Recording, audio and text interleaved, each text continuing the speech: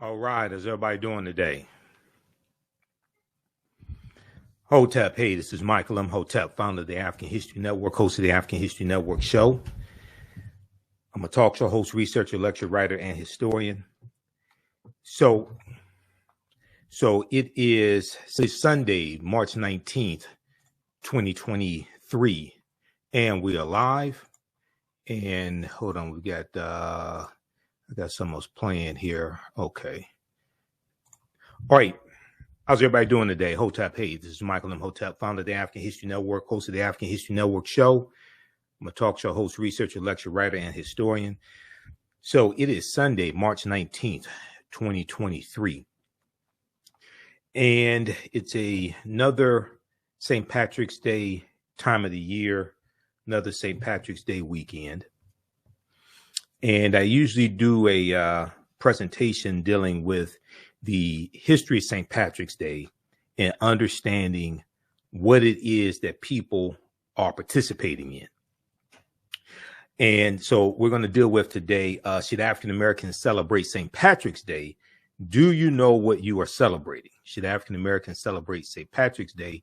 Do you know what you are celebrating? Okay. Now, I'm not telling people they should not celebrate St. Patrick's Day if you're African American. But if you do choose to participate, I think you should at least know what it is that you are participating in. And, you know, when we were kids, when we were children, we were taught to wear green on St. Patrick's Day. We were taught to celebrate St. Patrick's Day. And even as adults, when you ask people, especially African Americans, what it is that they're participating in, who was St. Patrick? You ask them things like that. You know, most of them, beyond him being a saint, they can't tell you who St. Patrick was. Some people say, oh, he drove the snakes out of Ireland.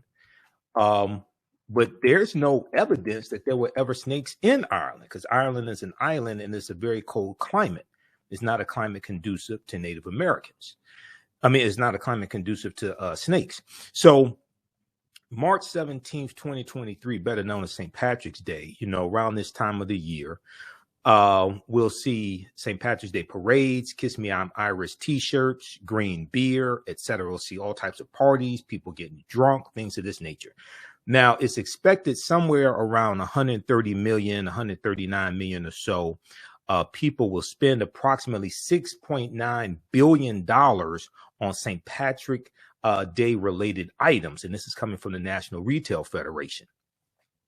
One of the, which is nrf.org, nrf.com. Now, one of the strangest things that you will see is African Americans participating in this celebration. Okay, so we have to ask ourselves the question, do we really know what we're celebrating? Have you ever studied the history of St. Patrick's Day? Have you studied St. Patrick? One of the crazy things that you'll find out about Patrick is that Patrick was not Irish. He was actually British. Okay. And then, you know, we'll see posts of, you know, African Americans celebrating St. Patrick's Day. And they'll say things like, you know, I'm 7% Irish. I'm 10% Irish, what have you. And, you know, to echo Tina Turner, you know, like, what's love got to do with it? I mean, what does that have to do with anything? Do you understand what you're participating in? And I post on our Facebook fan page, the African History Network, and my YouTube channel, Michael Imhotep. And I usually post this each year. But I post a question: if you wear green on St. Patrick's Day, will you wear red, black, and green on African Liberation Day? If you wear green on St. Patrick's Day, will you wear red, black, and green on African Liberation Day, which is March 25th, commemorating the Organization of African Unity, March 25th, 1963. Okay. So we've been taught to celebrate a lot of these European holidays, but we don't know why we celebrate these things. And it comes from the programming, okay, and being stripped of African history, culture, language, spiritual systems, folklore, mores, and having European culture superimposed upon us. All right. So here's the post that I did. Well, this is on my personal page. I can't find it on our regular page, our fan page. But here's my post here that I did on March 17th. I do it each year to ask the question: if you wear green on St. Patrick's Day, will you wear red, black, and green on African Liberation Day? And I asked the question: if not, why not? If not, why not? So we're going to discuss that on today's edition of the African History Network show. Then also I will be live tonight for my regular show, which is Sundays, 9 p.m. to 11 p.m. Eastern Standard Time, the African History Network show on 910 a.m. Superstation WFDF. 2:30 p.m. Eastern Standard Time today, I'll be teaching class number 4 of my online history class, Black resistance movements from the Haitian Revolution to the U.S. Civil War, Civil Rights Movement, Black Power Movement. Okay, so I'll be teaching class number 4 of that today, and we'll give you information about that as well. Okay, and that we have that on the homepage of our website, theafricanhistorynetwork.com, theafricanhistorynetwork.com. And I had it up here. I don't know where my website page went to. Yeah, so we have this information right here, and I'll show it to you quickly. So class number 4 is today, and we do those sessions live. All the sessions are archived and recorded. You can go back and watch it anytime. Okay, so visit our website, theafricanhistorynetwork.com, theafricanhistorynetwork.com for more information. All right, so let's get into this discussion here. Now, I recommend that people read the books African People and European Holidays and Mental Genocide by Dr. Shaka Musa Barashango. Okay, and I'll pull up a picture here of the book as well. These two books here. There's a book 1 and a book 2. And the book 1 has a yellow cover, and the book 2 has a purple cover. All right. And so when I was going through studying the history of these European holidays, these are 2 books that I read. This is book 1. This is book 2. Now, I got these back in 2010. So the way the covers look today may be entirely different. All right. I don't know. But in these books, he deals with the history of these European holidays so we can better understand what it is that we are participating in. All right, so I highly recommend these. And once again, I'm not telling African Americans don't celebrate St. Patrick's Day. I'm saying we should at least understand the history of what it is that we are participating in. All right, now, if we look quickly here at the information from the National Retail Federation, okay, NRF, was it NRF.org? NRF.com, okay, dealing with St. Patrick's Day. And this is St. Patrick's Day 2023. So the National Retail Federation estimates that more consumers than ever are celebrating St. Patrick's Day in 2023. 61% plan to celebrate, and they are expected to spend on average $43.84. $43.84. Okay, so it's estimated that about $6.9 billion will be spent on St. Patrick's Day. And it's approximately about 130 million, 140 million people. So you can check out this information at the National Retail Federation, NRF.com. For historical information on Patrick, there's an article that I like to cite, and we're going to look at a number of different articles here. But this one is from history.com, the official website of the History Channel. And it deals with who was St. Patrick. Who was St. Patrick? He wasn't Irish, but he found his faith while being held as prisoner by a group of Irish raiders. So one of the things that you'll find out about Patrick is that he was British. He wasn't Irish. Number one. Number two, we're taught to wear green on St. Patrick's Day. Well, green wasn't even Patrick's color. Patrick's color was blue. So a lot of what we think we know about St. Patrick and St. Patrick's Day is false. All right. Okay, so let's look at this here.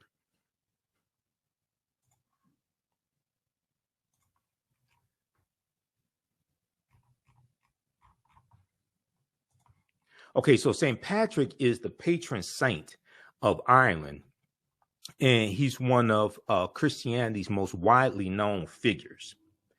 But for all of his prevalence in culture, namely the holiday held on the day of his death. So he died March 17th, 461 AD. All right, so March 17th, St. Patrick's Day is his feast day, but that commemorates the day that he died. Okay, and he lived during the 5th century Common Era AD. But for all of his prevalence in culture, namely the holiday held on the day of his death that bears his name, his life remains somewhat of a mystery. Many of the stories traditionally associated with St. Patrick, including the famous account of his banishing all snakes from Ireland, are false. Okay, many of these stories traditionally associated with St. Patrick, including the famous account of his banishing all of the snakes from Ireland, are false, the products of years of exaggerated storytelling. And once again, there's no evidence that there were ever snakes in Ireland in the first place. We're going to talk about this because this deals with the Druids, okay, who were practicing a watered-down version of the teachings coming out of ancient Kemet, ancient Egypt, and the Nile Valley region of Africa. Okay, that's what that deals with. That's a metaphor. All right, so one of the first things that you'll study in this history, as I said, is that Patrick was not Irish. Okay, he was actually British. Patrick was born in Britain, not Ireland, to wealthy parents near the end of the 4th century AD. Now, at this time, Ireland was under control of the Roman Empire. Okay, this is before England comes about, before England becomes a country or a nation or anything like that. Okay, so you have the Roman Empire that is dominant at this time. So Patrick was born in Britain, not Ireland, to wealthy parents near the end of the 4th century AD. He is believed to have died on March 17th, around 460 or 461 AD, Common Era. Although his father was a Christian deacon, it has been suggested that he probably took on the role because of tax incentives, and there is no evidence that Patrick came from a particularly religious family. There's no evidence that he came from a particularly religious family. Now, at age 16, Patrick was taken prisoner by a group of Irish raiders who were attacking his family's estate. They transported him to Ireland, where he spent 6 years in captivity. Okay, so he was a slave there in Ireland for 6 years. There is some dispute over where this captivity took place. Although many believe he was taken to live in Mount Slemish in County Antrim, Antrim, it is more likely that he was held in County Mayo near Killala, Killala. During this time, he worked as a shepherd outdoors and away from people. Lonely and afraid, he turned to his religion for solace, becoming a devout Christian. It is also believed that Patrick first began it is also believed that Patrick first began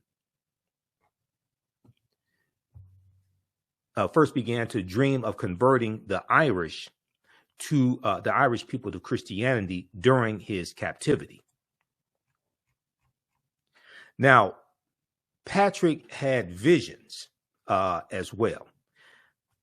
After more than 6 years as a prisoner, Patrick is going to escape. This British slave named Patrick, who was a slave to the Irish, is going to escape. According to his writing, a voice, which he believed to be the voice of God, spoke to him in a dream, telling him it was time to leave Ireland. Okay, now most of what we know about Patrick comes from a book that he wrote during his last year's living called Confessio. So to leave Ireland, Patrick walked nearly 200 miles from County Mayo, where it is believed he was held, and he walked to the Irish coast. After escaping to Britain, which is under control of the Romans, Patrick reported that he experienced a second revelation. He said an angel in his dreams, an angel in a dream tells him to return to Ireland as a missionary. Soon after, Patrick began religious training as a course of study that lasted more than 15 years. After his ordination as a priest, he was sent to Ireland with a dual mission: to minister to Christians already living in Ireland and to begin to convert the Irish. So he was sent there in 461 AD. I'm sorry, he was sent there in 432 AD by Pope Celestine the First to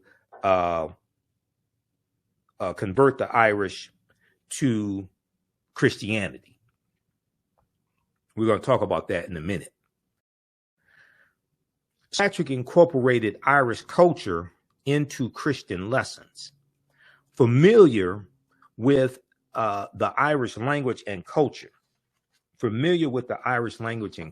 Patrick chose to incorporate traditional ritual into his lessons of Christianity instead of attempting to eradicate native Irish beliefs.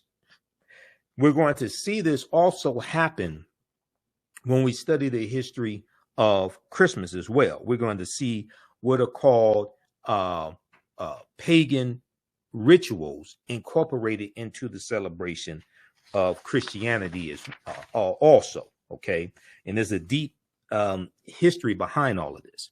Now, familiar with the Irish language and culture, Patrick chose to incorporate traditional ritual into his lessons of Christianity instead of attempting to eradicate native Irish beliefs. For instance, he used bonfires to celebrate Easter, since the Irish were used to honoring their gods with fire. He also superimposed a sun, S-U-N, a sun, which was a powerful Irish symbol, onto the Christian cross to create what is now called the Celtic cross, so that veneration of the symbol would seem more natural to the Irish. So when you're conquering people, historically, one of the ways that makes it easier to conquer people is to incorporate practices, symbols that they were already worshiping into what you want to indoctrinate them with to make the transition easier, okay? As opposed to just totally wiping out what they were practicing and forcing something else onto them. It makes it easier when you incorporate some of their practices into what you were doing. And we see that with the celebration of Christmas as well. We'll come to that in just a minute here. Now, some of these practices oftentimes are referred to pagan beliefs. Okay, So we have to ask the question then, what is pagan? What is pagan? And pagan is a term that is oftentimes used, but the original meaning of the term, a lot of people don't know. And because of European archaeology, anthropology, things like this, pagan has taken on to have a negative connotation. But in its original sense, pagan is not something that is negative. So I want to go to this slide here.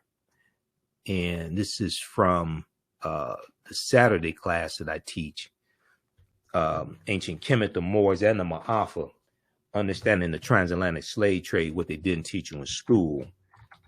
Let me see. We have there's a slide on pagan, and also in the presentation I do dealing with Ancient Kemet, the winter solstice, and the history of Christmas, which is a 3-hour lecture that I do. I talk about that there as well. And we're going to go to, let's see, what is pagan? Where's that slide? Just bear with me because I'm still transferring over things from the old laptop to the new laptop. Okay. All right, so let's look at this here. How's everybody doing? Share this broadcasting on social media platforms. Invite your friends to tune in also. And then I'm going to post the information here dealing with the online history class that I'm teaching today at 2:30 p.m. Eastern Standard Time. This is Black resistance movements from the Haitian Revolution to the U.S. Civil War, Civil Rights Movement, and Black Power Movement. So this is a 12-week online course that I teach, and we look at history from 1800 to 1968 to understand what led up to the Civil War taking place, what happened to us after slavery ended, and understand the laws and policies put in place to put us where we are today, to understand where we need to go from here. So I just posted the link there here on the thread of the broadcast, and it's at our website, theafricanhistorynetwork.com. Okay, so what is pagan? Pagan is a word that is misused to speak negatively about a group of people. We look at American Heritage Dictionary, or you can look at Webster, or whatever dictionary you want to look at. When it's used as a noun, it's referring to an adherent of a polytheistic religion in antiquity, especially when viewed in contrast to an adherent of a monotheistic religion. Okay. Now, it has an offensive negative connotation, but when you look at the etymology of the word pagan, it goes back to the Latin, which basically the Latin paganus, which basically refers to a country dweller or a civilian, from the Latin word pagus, which means country or rural district. So basically, pagan in its original sense just referred to something that was indigenous to a group of people, or it could refer to the people who we would call country dwellers, or like today we may refer to some people who live in the country or in the backwoods. We may refer to them as backwards or something like that. Okay, but this is what pagan really means in this original sense. All right, now let's continue. Let me go back to the article from history.com. All right, so Patrick also superimposed the sun, which is a powerful symbol, a powerful Irish symbol, onto the Christian cross to create what is now called a Celtic cross, so that veneration or worship of the symbol would seem more natural to the Irish. although there were a small number of Christians on the island of Ireland when Patrick arrived in 432 AD, most Irish practiced a nature-based, what they call pagan religion, okay? Most Irish practice a nature-based pagan religion because this is what the Druids were practicing. And we're going to come to the Druids here in just a minute because they were dealing with a watered-down version of teachings coming out of ancient Kemet, ancient Egypt. And what they were practicing conflicted with what the European Christian Church or the Eastern Orthodox Church was teaching and what they were trying to force onto the Irish. Now, the Irish culture centered around a rich tradition of oral legend and myth. When this is considered, it is no surprise that the story of Patrick's life became exaggerated over the centuries, spinning exciting tales to remember. History has always been a part of the Irish way of life. Spinning exciting tales to remember history has always been a part of the Irish way of life.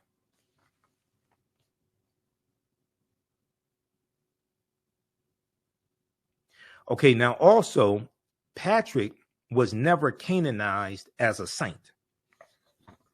St. Patrick was never canonized as a saint. So once again, most of what we think we know about St. Patrick and St. Patrick's Day is false.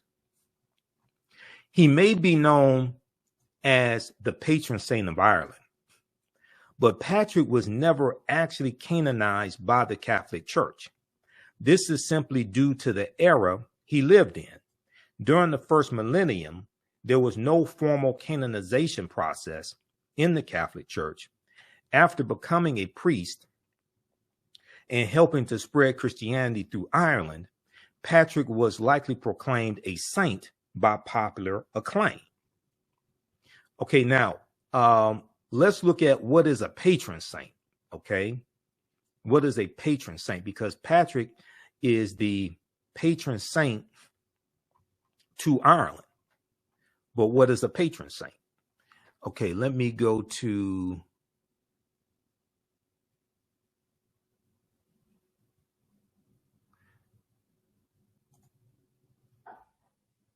let me go to this slide here. We'll go to patron saint in just a minute. Let me go to this other piece here because it mentioned Easter a couple minutes ago. And Patrick teaching about Easter as well. Okay. So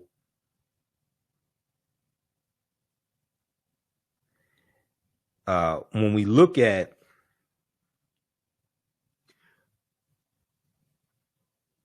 pagan and the relationship between pagan and Easter, Easter, Oistra. Like many other Christian feasts, the celebration of Easter contains a number of original pagan or folk religious elements tolerated by the Christian Church. Among these are customs associated with the Easter egg, Easter breads, and other special holiday foods, and the European concept of the Easter hare or Easter rabbit or Easter bunny. Okay, Easter in America, the Easter rabbit, which brings baskets of candies and colored eggs during the night. The pagan roots of Easter involve the spring festivals of pre-Christian Europe and the Near East, which celebrates the rebirth of vegetation, welcoming the growing light as the sun becomes more powerful in its course towards summer. It is significant that in England and Germany, the church accepted the name of the pagan goddess Easter, which is Anglo-Saxon, or Eostra, E-O-S-T-R-A.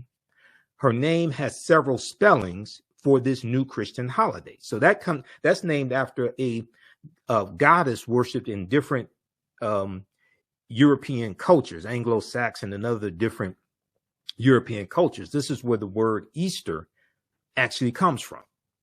And Easter is celebrated on the first Sunday following the first full moon following the vernal equinox. The vernal equinox occurs on March 20th or March 21st, usually March 20th, March 21st. Okay. And it marks the first day of spring, and it's the day where you have the same amount of daylight as sunlight. This is all based upon astronomy. In Mediterranean Europe, Italy, Spain, and France, Christianity adopted Pascha, P-A-S-C-H-A, a word derivative of Passover, from which comes the adjective paschal, P-A-S-C-H-A-L, for things pertaining to Easter, such as the paschal lamb. Okay, so so we see how with the celebration of Easter, we see what Europeans refer to as pagan traditions incorporated into the celebration of Easter. We see the same thing with the celebration of Christmas. Okay. Now, I may say some things that are outside the circumference of your own awareness. I probably already have. I may say some things that are outside the circumference of your own awareness. So let me do my disclaimer now. Just because you may disagree with it or never heard it before or don't like it does not mean it's not true. It just means you may have to do some research to understand what I'm talking about. Okay, so I learned this from one of my teachers, Dr. Ray Hagins. And I usually have people, so when I speak about controversial topics, or especially when I speak to groups that are various races, I usually have people put their fingers together to form a circle. And I usually say something like this: the space inside this circle represents my realm of knowledge. Everything that I think I know about whatever I think I know is represented within the circumference of this circle. I must keep in mind that there are still things to know that exist outside of the circumference of my own awareness. Okay, so this is what we're talking about. So Easter is celebrated on the first Sunday following the first full moon following the vernal equinox. And they're going to have to recalculate when to celebrate Easter because, and this is one of the reasons why the Gregorian calendar was introduced in 1582 by Pope Gregory the 13th, because the Gregorian calendar, which is the calendar that we use today, it's based upon how long it takes the Earth to rotate around the sun counterclockwise. Okay, it takes 365 days, 5 hours, 48 minutes, and approximately 46 seconds. So prior to that, they were using the Julian calendar, named after Julius Caesar.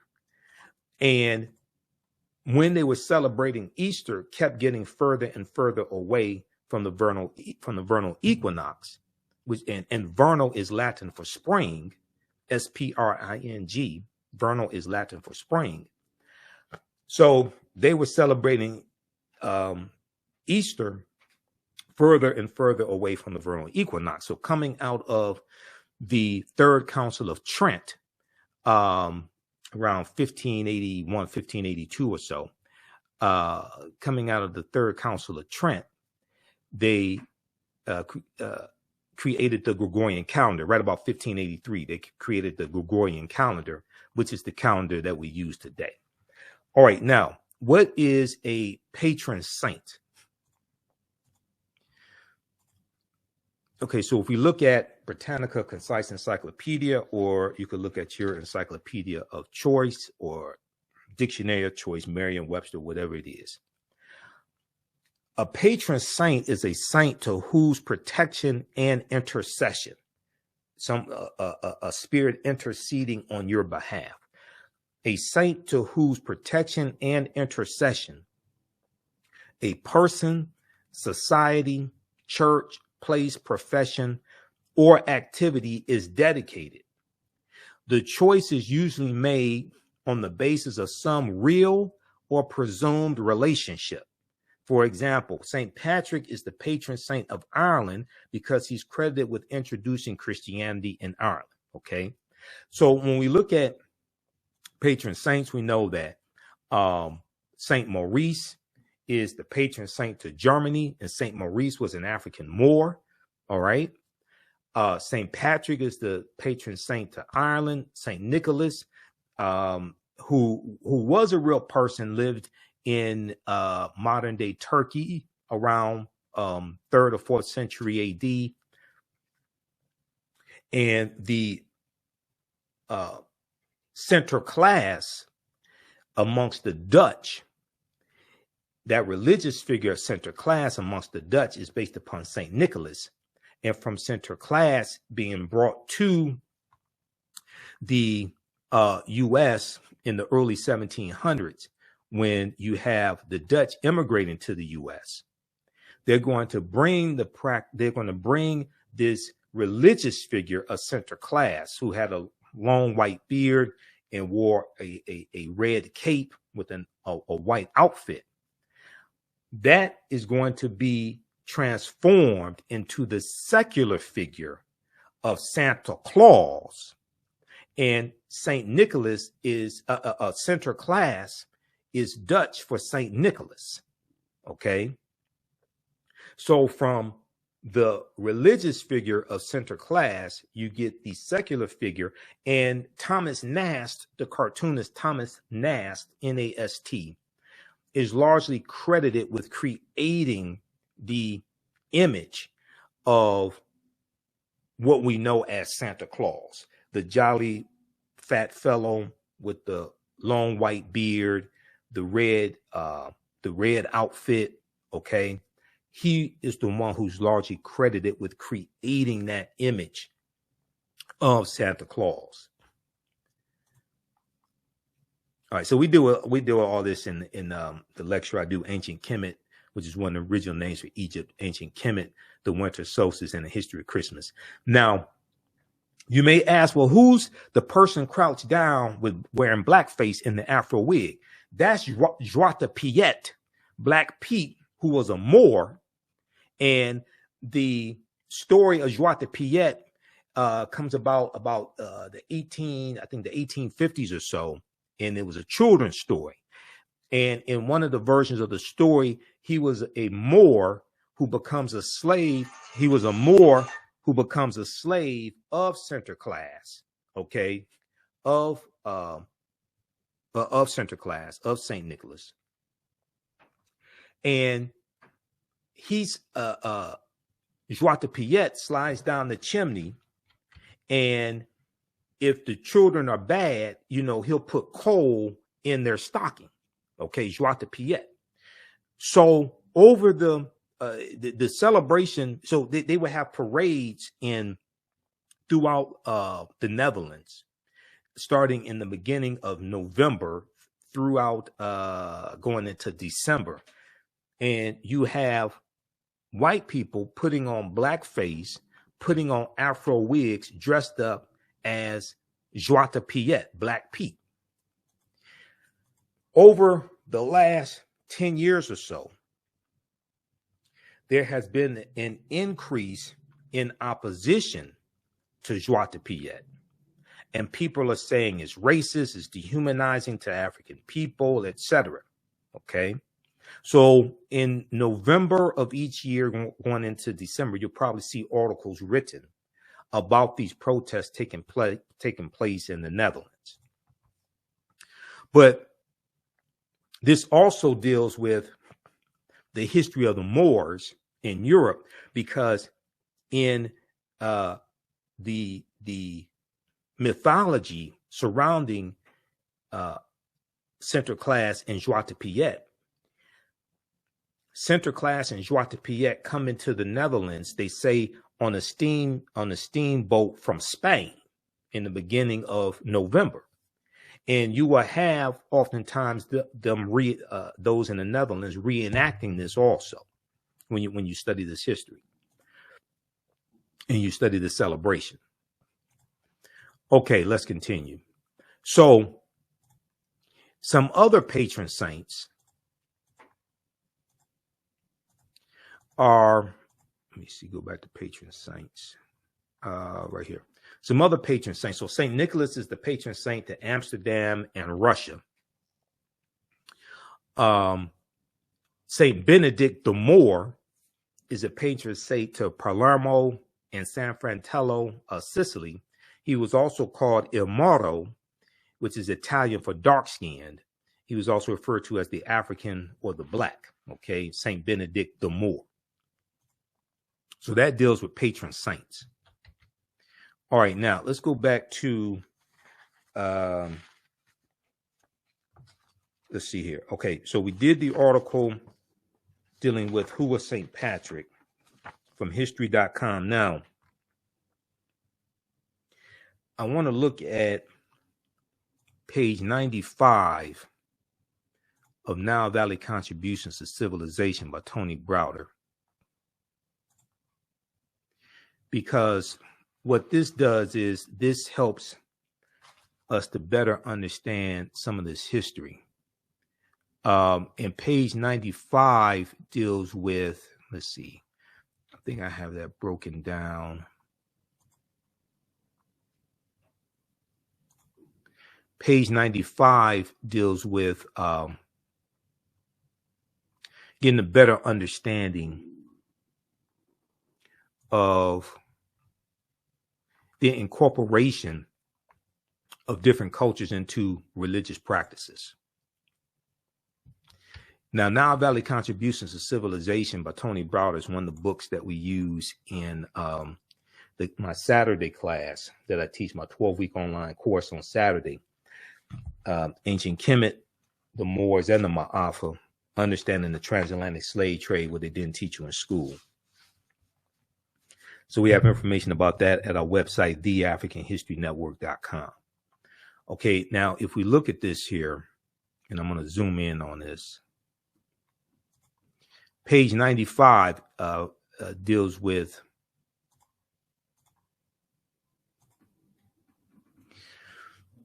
the story of Asar, Aset, and Heru, who the Greeks called Osiris, Isis, and Horus. And Browder says in 1984, at the Nile Valley Conference in Atlanta, Georgia, Dr. Charles Kofer, professor of Old Testament at the Interdenominational Theological Center in Atlanta, discussed the role of Egypt and Ethiopia in the Old Testament.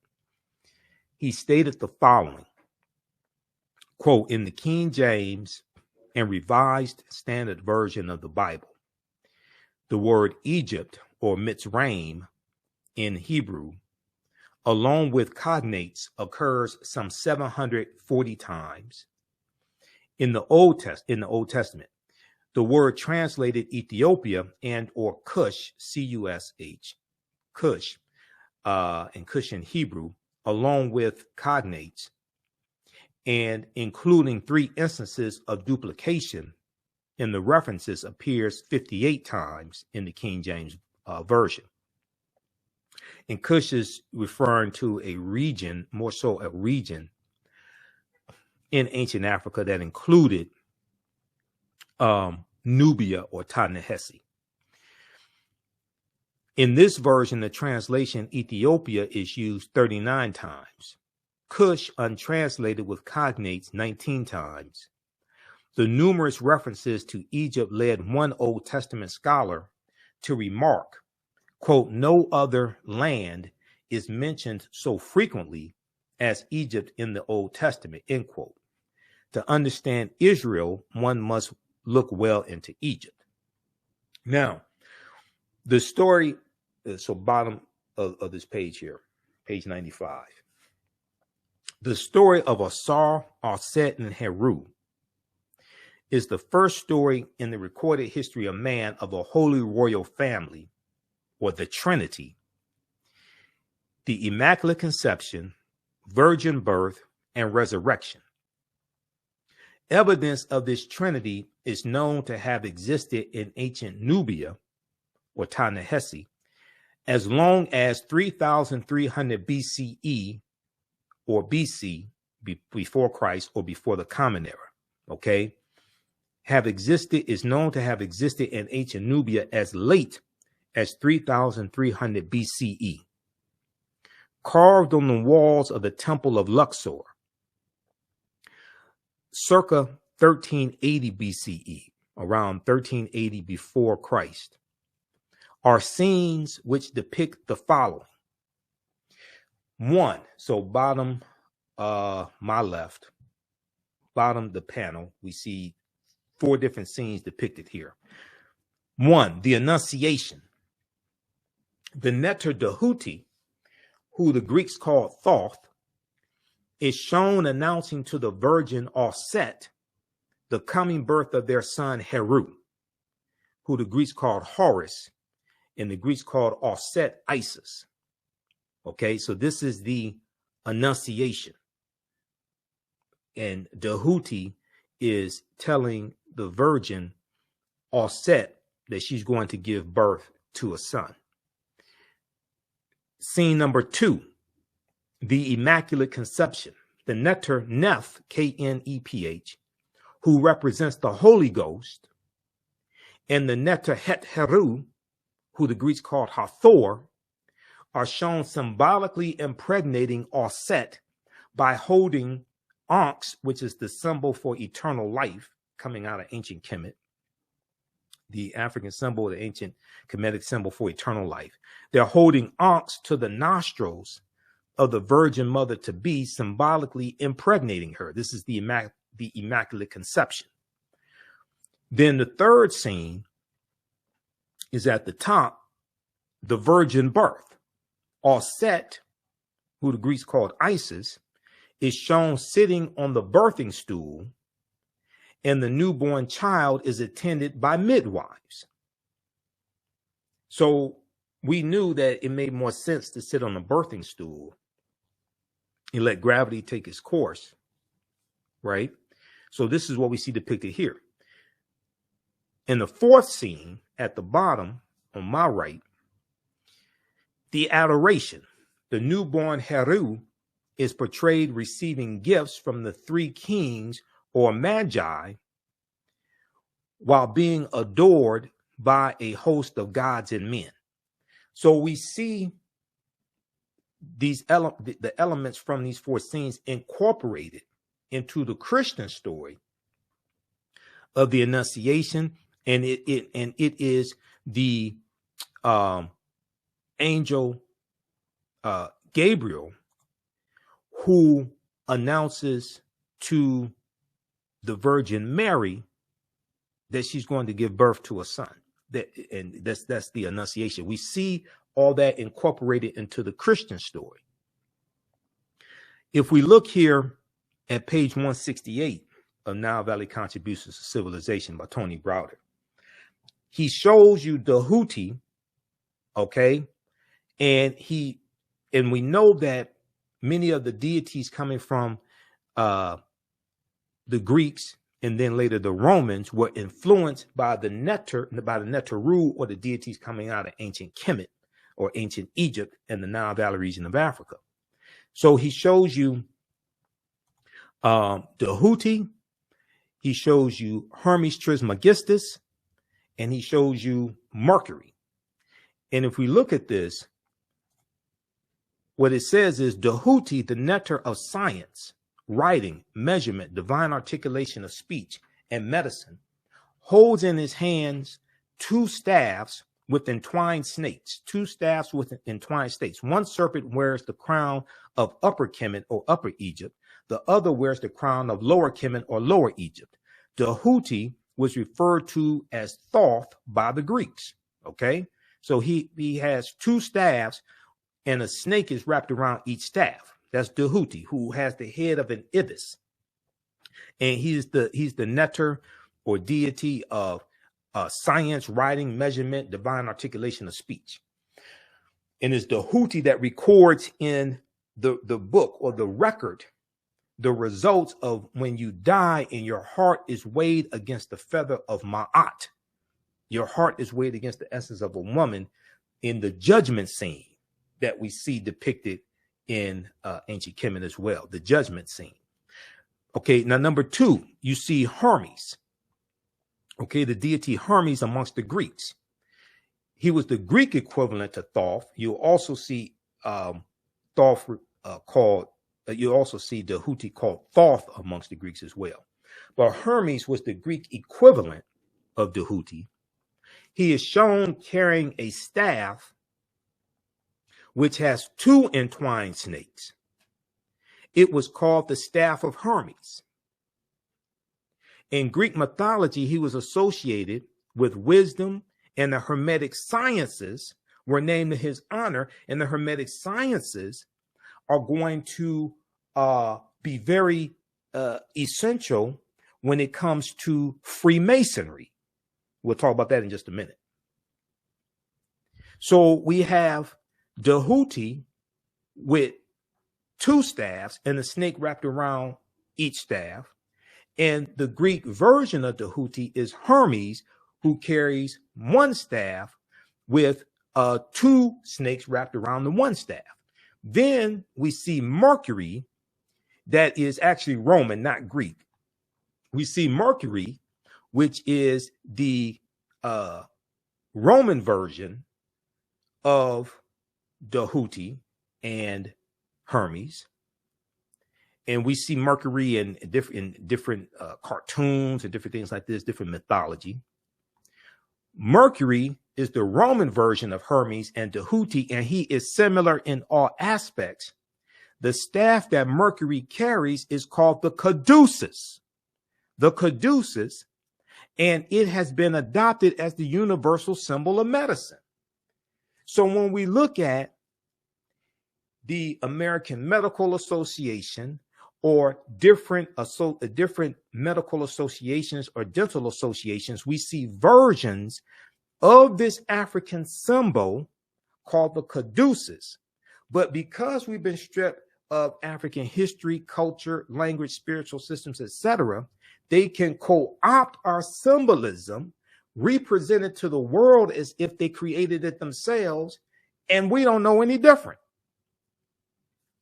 So we look at the Arizona Latin American Medical Association. They have the caduceus with the wings of Ra and the staff and the two snakes wrapped around it.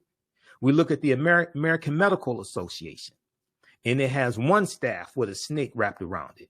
We look at this symbol here from dealing with dentistry, and it has a staff with a snake wrapped around it. Okay, but that goes back to ancient Kemet, goes back to our ancestors, which gets co-opted by Europeans. Now, it goes on to say here, page 168. So I was sharing what was in the margins. Let's look at the text here. Everybody follow me. Everybody all right? Everybody follow me. Are you learning anything? Let me know. Okay. All right. Now, this is the type of information we get deep into in the online history classes that I teach. So be sure to visit our website, theafricanhistorynetwork.com. And I'm teaching class today at 2:30 p.m. So I got to wrap this up. Teaching a class today at 2:30 p.m. dealing with Black resistance movements from the Haitian Revolution, U.S. Civil War, Civil Rights Movement, Black Power Movement. Okay. So that's a deep class also. So we get to really analyze a 1,200-year period of history. All right. But this type of information I'm talking about right now, we get deep into that in ancient Kemet, the Moors, and the Ma'afa, understanding the transatlantic slave trade, what they didn't teach you in school. Okay, now let's look at the text of page 168 from Nile Valley Contributions to Civilization by Tony Browder.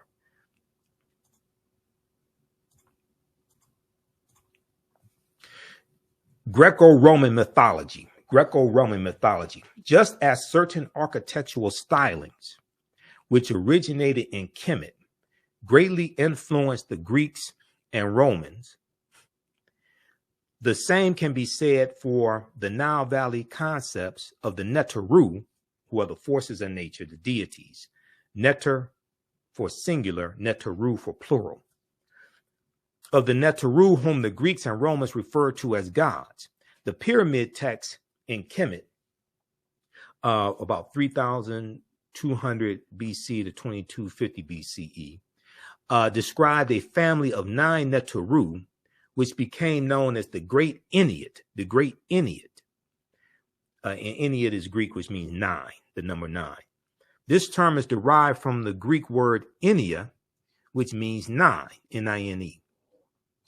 The basic sources of Greek mythology, all of their primary characters and themes, were contained in three classical works, Hesiod's Theogony and Homer's Iliad and Odyssey, which were all written in the 8th century BCE, before the Common Era or before Christ.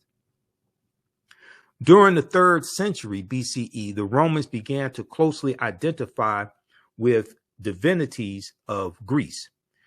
Rome's classical literature of religious and moral teachings was written in the latter years of this 1st century BCE by the poet Virgil.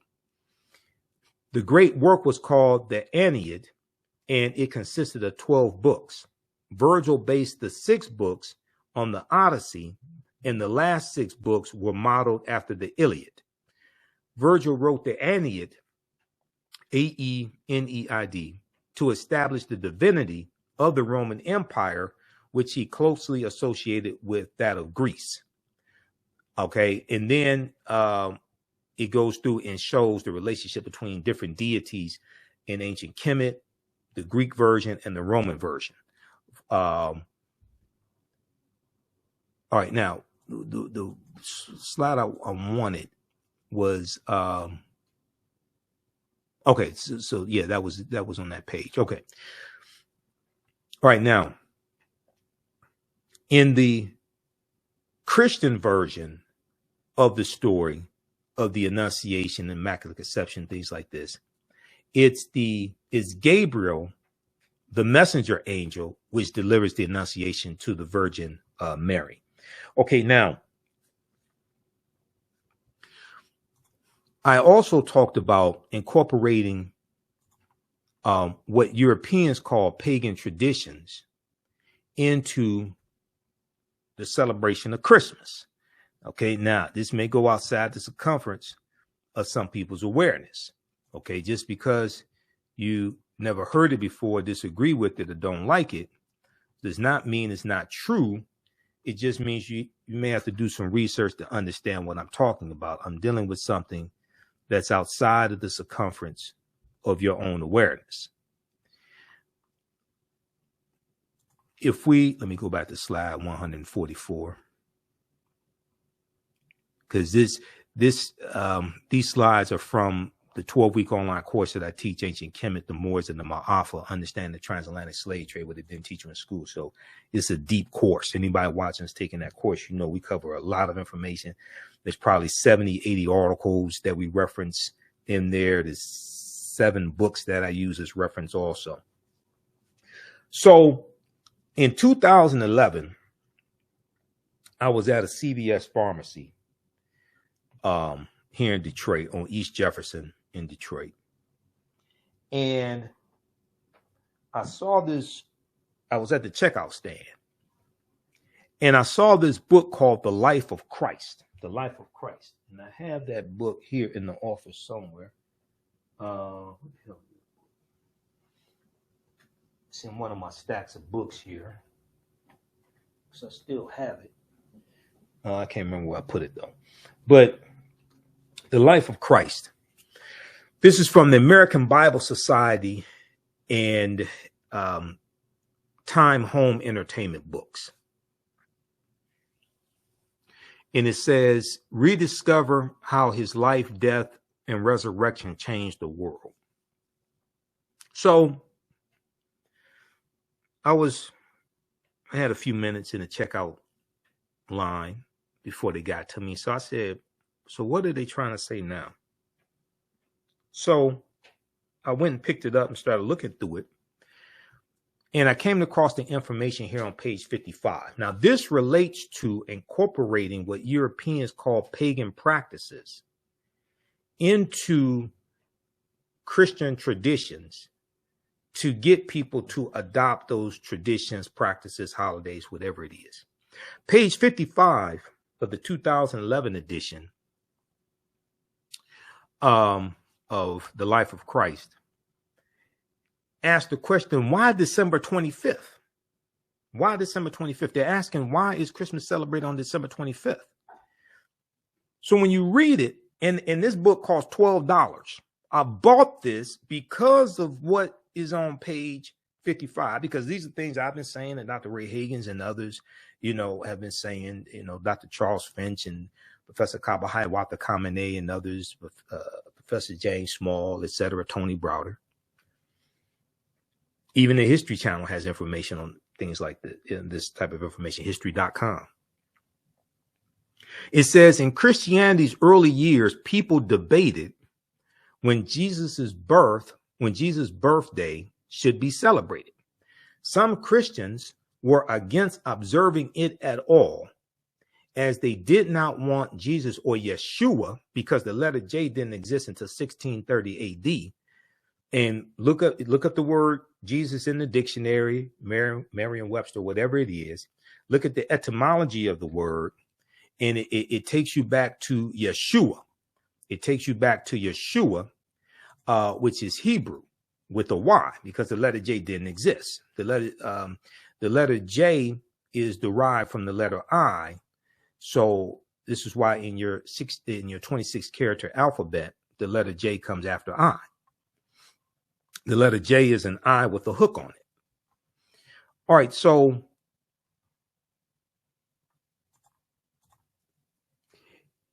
you had some people who did not want to observe Jesus' birthday at all, because they didn't want Jesus compared to Pharaoh and Herod, whose birthdays were commemorated. They don't tell you which Pharaoh in the Subiti. Pharaoh in the mythology in the story of, not to get too deep into this because it's a whole nother presentation, but the Exodus story, and they talk about the Hebrews leaving out of Egypt, and they talk about Pharaoh. In the story, now in the Ten Commandments, they'll say Ramses, but in the story, in the biblical text, they usually don't tell you which Pharaoh they're referring to. Okay, that's a whole nother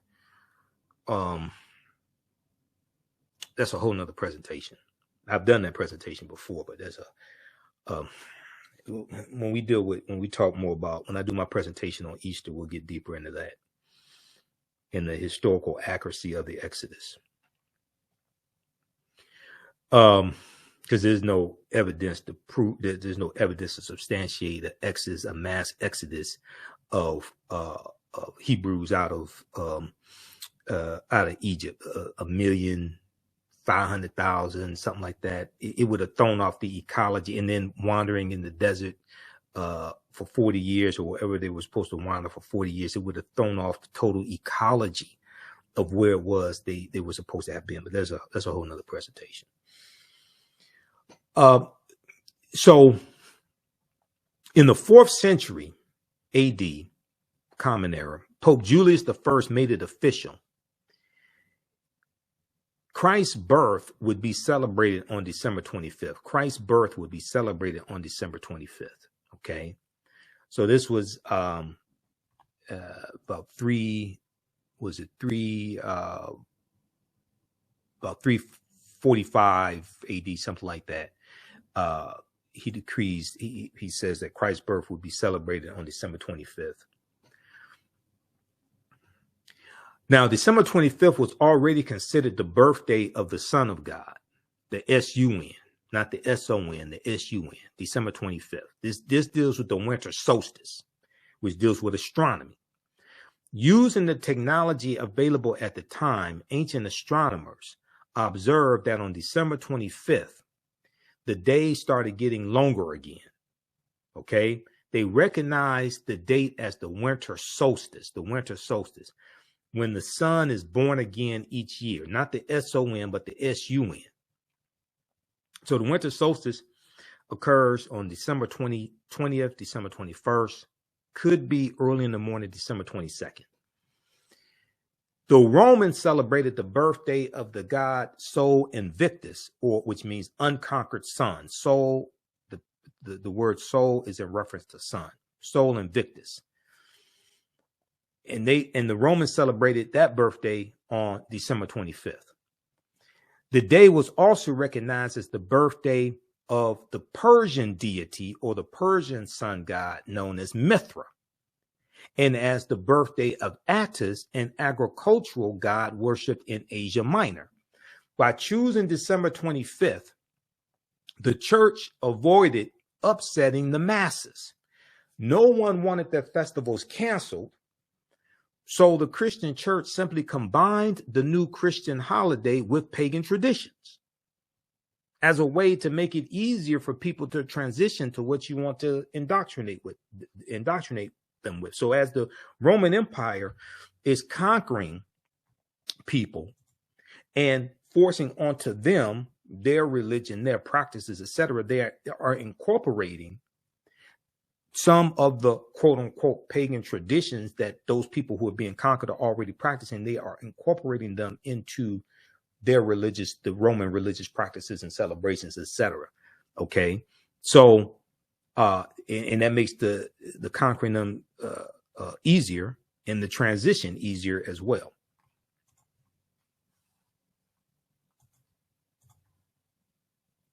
All right, now,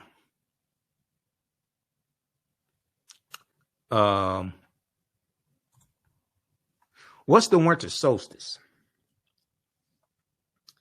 So when we look at it astronomically,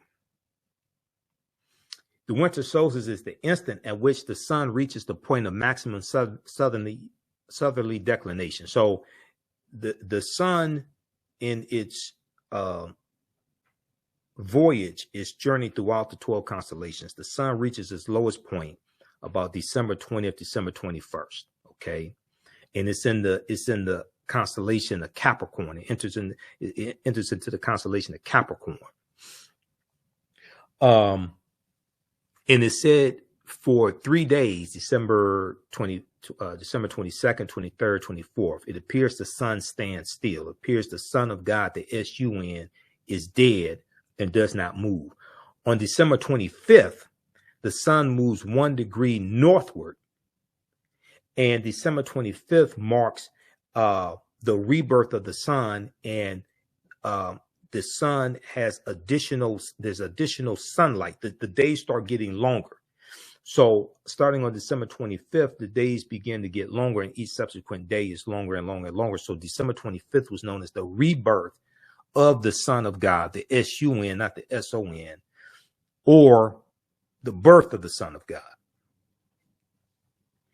The winter solstice is the instant at which the sun reaches the point of southerly maximum declination on or about December 21st.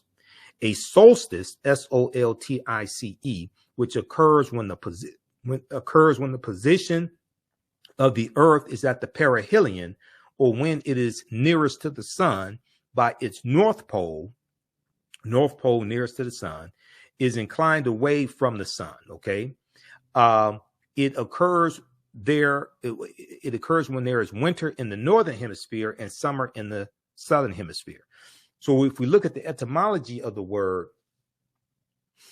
solstice, comes from the Latin prefix sol, S-O-N, meaning sun, and stit, past participle of sistere, and we look at the word solstitum, which means stand still. So solstice literally means sun, S-U-N, stand still. Okay, this is where this comes from. This is why Christmas is celebrated on December 25th, because nowhere in the biblical text, now this may go outside the circumference of some people's awareness, nowhere in the biblical text does it state that Yeshua or Jesus the Christ was born on December 25th. That's based upon astronomy. All right, now let's look at the Druids. Okay, let's look at these people called the Druids, because this is who the British slave named Patrick encounters in 432 AD when Pope Celestine I sends him into Ireland to convert the Irish to Christianity. Now, the word Druid in Old Irish means he who knows. And the Druids were practicing something called the gnosis, okay, which means true knowledge. And they get their knowledge, they're practicing a watered down version of the teachings coming out of ancient Kemet, ancient Egypt, okay, the Druids. So let's look at page 193 and 194 of Nile Valley. Let's look at page 193 and 194 of Nile Valley Contributions to Civilization by Tony Browder. And I have it here in, let's go to this. Okay. I have it here in the PDF.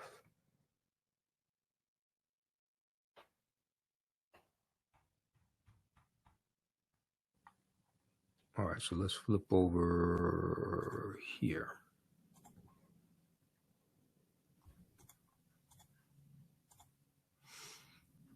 Okay, this is page 193 and 194 of Nile Valley Contributions to Civilization by Tony Browder. And I've interviewed Browder a number of times on the African History Network show. We've been on panel discussions together as well.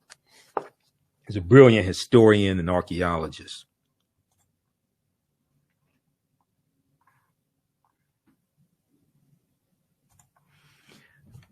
Okay, so this deals with the development of European secret societies, But I want to start in the margins first because he talks about Dahuti, which we've already talked about. So he said Dahuti was known to Europeans as Hermes Trismegistus. We talked about Hermes amongst the Greeks being the Greek version of Dahuti. Dahuti was known to Europeans as Hermes Trismegistus, and Trismegistus means thrice great, 3 times great. He was a philosopher, priest, and king. Hermes was regarded as the god or the deity of wisdom, science, medicine, magic, measurement, mathematics, and he is said to have authored innumerable books on these and other subjects.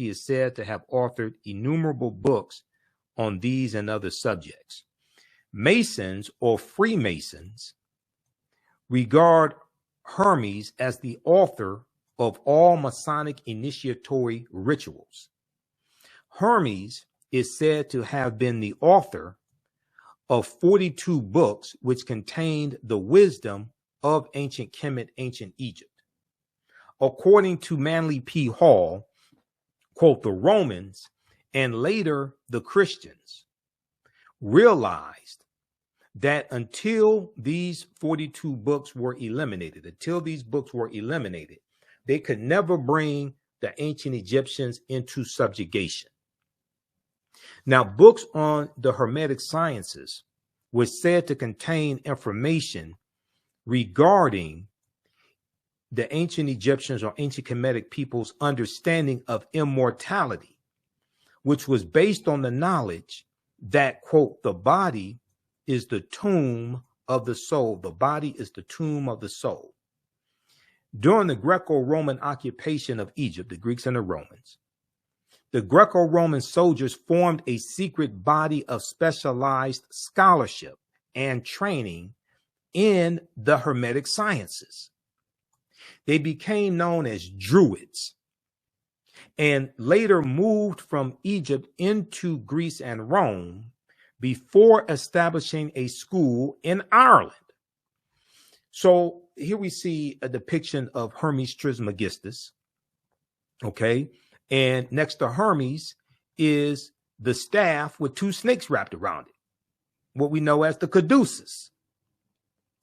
Okay, this is where the caduceus comes from, which comes from the 2 staffs with one snake wrapped around each staff that Dahuti carried. Okay, so if we look at this here, page 195, the development of European secret societies.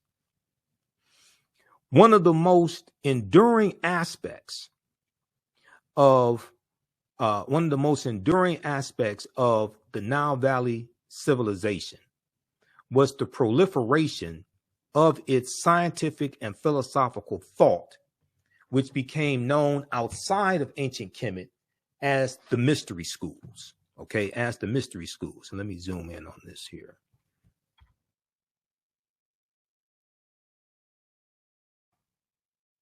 Which became known outside of ancient Kemet as the mystery schools or the Hermetic sciences. From the earliest of times, the masses of Europeans were poor and ignorant, while only the most fortunate men, noblemen, lords, scribes, and various religious leaders were provided with an education. Of this group, so that may be, say, the top 10% get provided with an education, okay, in Europe, historically in Europe, going back hundreds of years. While only the most fortunate men, noblemen, lords, scribes, and various religious leaders were provided with an education. Of this group, an even smaller number knew how to adequately read or write. So that may be the top 5, maybe 5% of the European population, or 4% of the European population, something like that. Of this group, an even smaller number knew how to adequately read or write. Now, this may go outside the circumference of some people's awareness. Just because you disagree with it or don't like it does not mean it's not true. Just means you have to do more research to understand what I'm talking about, especially historical research. And world histories and world history books, religious literature is in religious literature books. You have to understand the difference between world history and religious literature. That's another conversation. The dogma of Christianity was readily available to the masses of people, and the masses of Europeans were poor and ignorant. While the educated elite studied the ancient teachings, which were also called gnosis or true knowledge. Where did those ancient teachings come from?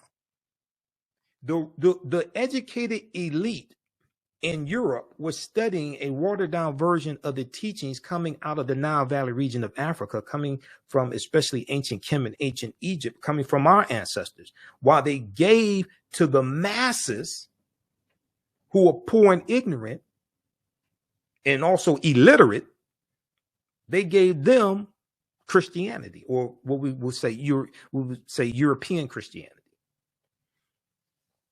So the ruling elite are studying the gnosis, or the true knowledge.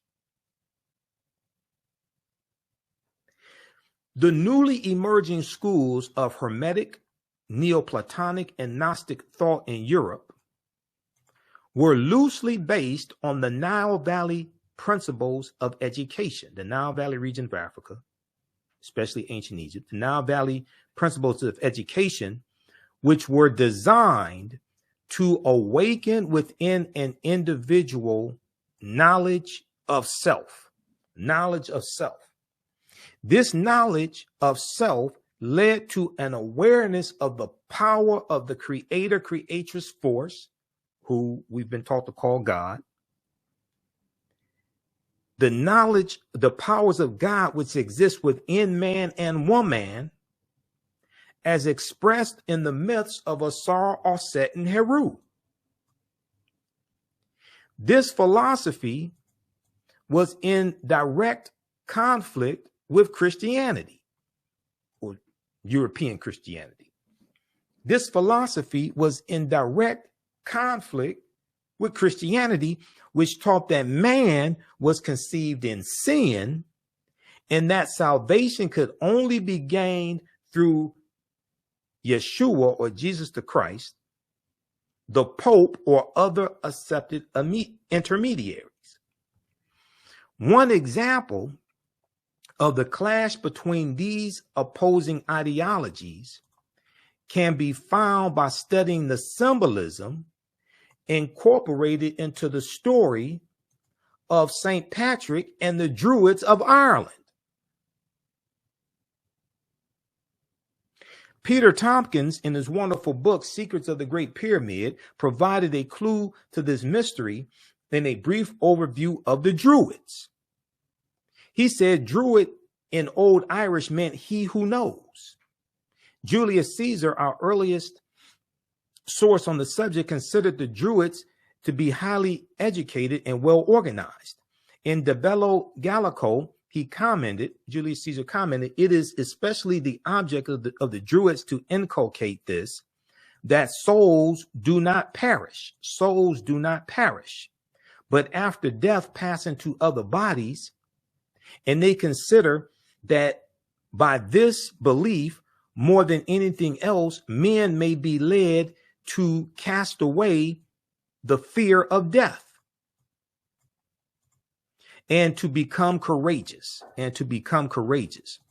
They discuss many points concerning the heavenly bodies and their motion, the extent, so astronomy, the extent of the universe and the world, the nature of things, the influence and ability of the immortal gods, and they instruct the youth in these things. So the Druids are also teaching the youth. Okay, end quote. Now, the Druids were also known to dress in a style similar to the priestly kings of ancient Kemet. Their heads were often adorned with a uraeus, which was the symbol of the cobra that was worn on the crown of the Nasubiti or pharaoh. Okay, the uraeus, which was the symbol of a cobra, a snake that was worn on the crown of the pharaohs. Because of this symbolic imagery, the Druids were often referred to by outsiders as the snake people. Their presence and ideology were viewed as a direct threat to the development of Christianity in Ireland. In 432 Common Era AD, or ACE, after the Common Era, 432, Pope Celestine I sent a former British slave named Patrick into the region of Ireland, which was under the control of the Roman Empire, to convert the population of the Irish and the Druids to Christianity. In the name of Christianity, Patrick's army killed thousands of Druids, of Irishmen, of Druids. And he is said to have founded more than 300 churches and baptized more than 120,000 people. Patrick also introduced the Roman alphabet and Latin literature into Ireland. He is rewarded by the Vatican with sainthood, even though he was never canonized as a saint, as the article from history.com correctly stated, who was St. Patrick. He was never canonized as a saint, but he is looked at as being a saint. So he was rewarded by the Vatican with sainthood, and today millions of people throughout the world celebrate St. Patrick's Day on his feast day, March 17th, because he died March 17th is before 62 AD, right around there, 462. So that's the day he died. To the average person who dresses in green, wears shamrocks, and green wasn't even Patrick's color. Patrick's color was blue, not green. To the average person who dresses in green, wears shamrocks, and marches in parades, this day commemorates the myth of a man who drove the snakes out of Ireland. What most people fail to realize is that the snakes Patrick drove into the sea were not snakes that crawled on the ground, because there's no evidence of snakes ever being in Ireland, but the snake people who walked on 2 feet and were once known as Druids. So you're honoring a mass murderer who killed thousands of Druids on behalf of the Christian church. And the Druids were practicing a watered down version of the teachings that were being practiced by our ancestors coming out of the Nile Valley region of Africa. And you have African Americans participating in a celebration honoring a mass murderer. So you can do that if you want to. But going back to Dr. Ishaka Musa Barashango's book, African People and European Holidays, A Mental Genocide, it's important to understand what the hell we have been taught to celebrate, because we've been indoctrinated with this. Now, you go ask the average person about St. Patrick, they can't explain any of this to you because we've never been taught to go research. We've been taught to just practice what we've been indoctrinated with. So we were taught in school to wear green on St. Patrick's Day. We're going to come to the information. Green wasn't even Patrick's color. We were taught that Patrick was Irish. He wasn't Irish. He was British. We were taught that he drove the snakes out of Ireland. There's no evidence snakes were ever in Ireland. At some point, we have to realize that we have to break this intergenerational slave mentality that we've been taught to have. So if you want to celebrate this Irish holiday honoring the mass murderer, I mean, if you want to, but you can do it if you want to, but we should at least as African people understand the history behind what we're being taught to participate in, what we're being taught to celebrate. Because if you choose to continue to celebrate it, when you have more knowledge, it'll probably cause you to change how you participate in it if you choose to continue to do that. Okay, most of these European holidays I don't celebrate because I've studied the history of all of them. This is why our knowledge, this is why our model at the African History Network is right knowledge, correct wrong behavior. What you do for yourself, what you do to yourself, and what you allow other people to do to you and get away with is based upon what you think about yourself. What you think about yourself is based upon what you have been taught about yourself.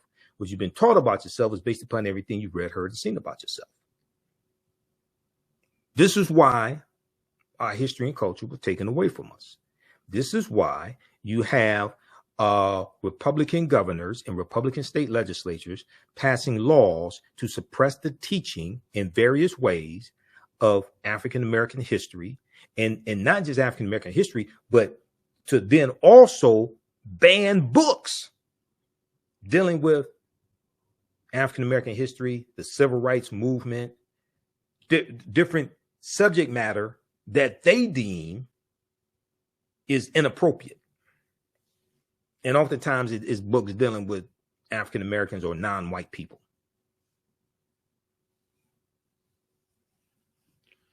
So you can celebrate and drink green beer and get drunk as much as you want to and wear shirts that say, "Kiss me, I'm Irish." I'm not sure if you have a shirt that says, "Kiss me, I'm African."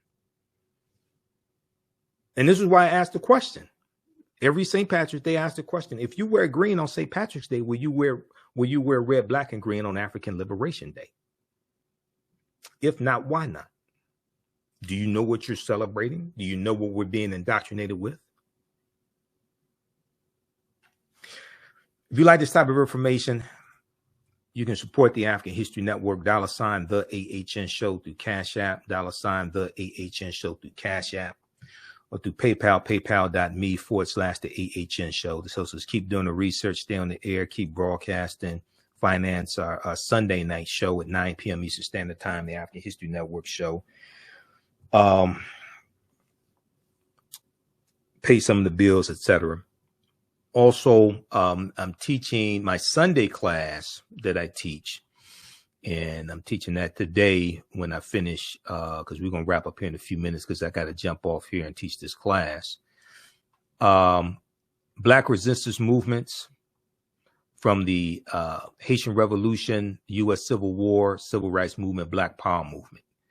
As this class, we're teaching that today. So that's a 12-week online course that I teach. And we focus in on history from 1800 to 1968. and we look at the Haitian Revolution and the U.S. Civil War. I mean, Haitian Revolution and the Louisiana Purchase of 1803, because those two events are related. We look at what leads up to the Civil War taking place, and we look at the Reconstruction era, 1865, 1877, Jim Crow era, and we see we see similarities between the Jim Crow era, when states are rewriting their state constitutions and imposing poll taxes and literacy tests. We see similarities between that era and what's going on right now, when you have at least 19 states that have passed 34 voter suppression laws. And then we also see the attack on public education as well, and this false attack on critical race theory and wokeness. And most of these Republicans can't tell you what critical race theory is, or what the word woke means. But it's woke is becoming the new N word, okay? And they're attacking things that are that deal with African people, our history, culture, etc. Okay, so if we look at this here, let's see, where is this? And trying to find, okay, the website right here. Black resistance movements from the Haitian Revolution, the U.S. Civil War, Civil Rights Movement, and Black Power Movement, 1800 to 1968. So we look at the Jim Crow era, Great Migration, 1915, 1970, 6 million African Americans migrating from the South up north and out west. World War I, World War II, Civil Rights Movement, and Black Power Movement. To understand what happened to us after slavery ended, what were the laws and policies put in place to put us in the predicament we're in today, to understand where we need to go from here.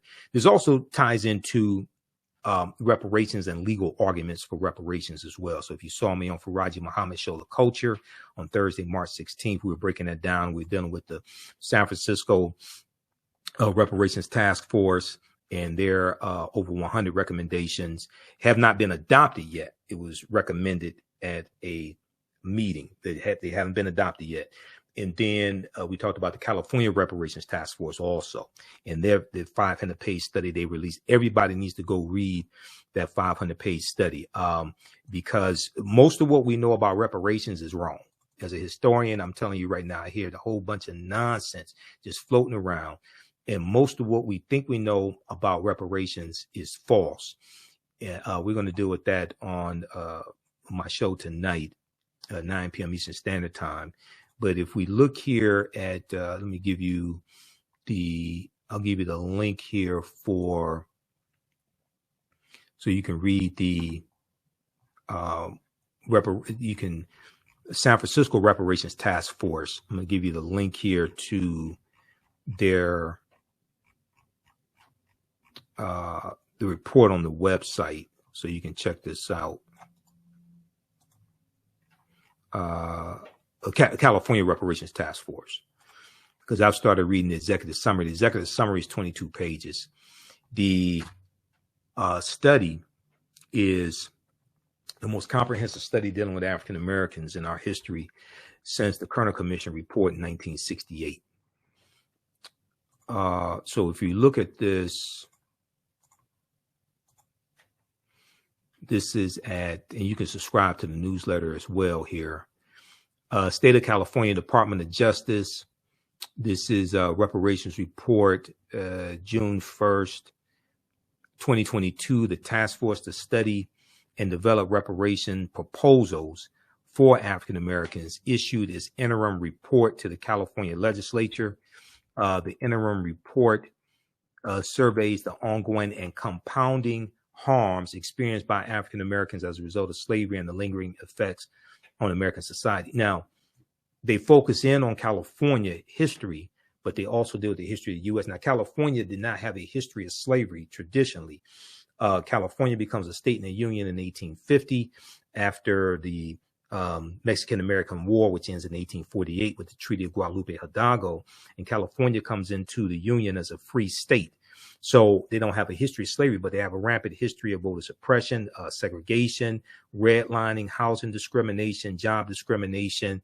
And in 1852, they also adopted a Fugitive Slave Act, and they enforced the Fugitive Slave Act as well. Now, they have identified about 1,500 people in the 1850s who had a semi-slave status, but traditionally California, as part of the Union, does not have a history of slavery, and San Francisco does not have a history of slavery. So when you study what the San Francisco Reparations Task Force is doing, they're dealing with the legacy of slavery, what happens after slavery ends, because like I just mentioned, because they don't have a history of slavery. Reparations is not synonymous with slavery. That's one of the huge misconceptions. But they have the link here to the full interim report, which is 500 pages, the executive summary, 22 pages, key findings, and preliminary recommendations. So this is at oag.ca.gov. I'm going to post the link here. So because we need to form study groups to study this information and really understand what happened to us.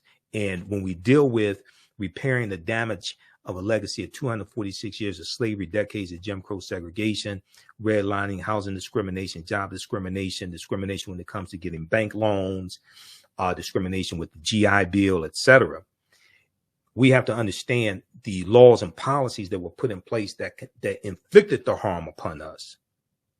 So we know the laws and policies that we have to get in place to repair the damage from the harm that was inflicted upon us.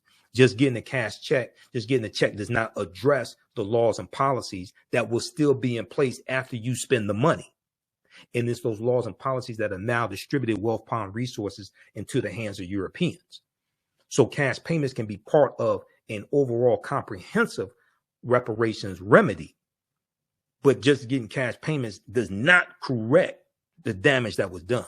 That means you have not properly assessed the damage that was done, which is why that report is so critical, because it documents over the last 150 years the damage that has been done to African Americans, and then it makes remedies to repair the damage. All right, now, so I teach that class, and then on Saturdays, 2 p.m. to 4 p.m. Eastern Standard Time, the class I've been teaching on and off since 2017, Ancient Kemet, the Moors, and the Ma'afa, Understanding the Transatlantic Slave Trade, what it didn't teach you in school, where we get deep into this history, the thousands of years of history and what leads up to the transatlantic slave trade taking place. We do both of these classes live. All the sessions are archived and recorded. You can go back and watch it anytime. You don't have to worry about being in class at a certain time. The classes are on sale, $80 each. We have a bundle pack where you get both classes for $120. That's a $300 value, because there'll be it's a $300 value because we have you get 5 of my lectures which will be in the video library, and you can watch those also. Even after the course is over with, you still have full access. You can go back and watch the entire class. And if you've taken any of my online courses in the past, email me at ahnshow@theafricanhistorynetwork.com, or email me through the website, and you'll get a 50% discount on the bundle pack. Okay, so the question comes up sometimes: were there snakes in Ireland? Were there snakes in Ireland? Going back to St. Patrick. Were there snakes in Ireland? Okay. Let's look at this article from National Geographic and the other articles also. I use National Geographic because I pay them $25 a month for my subscription.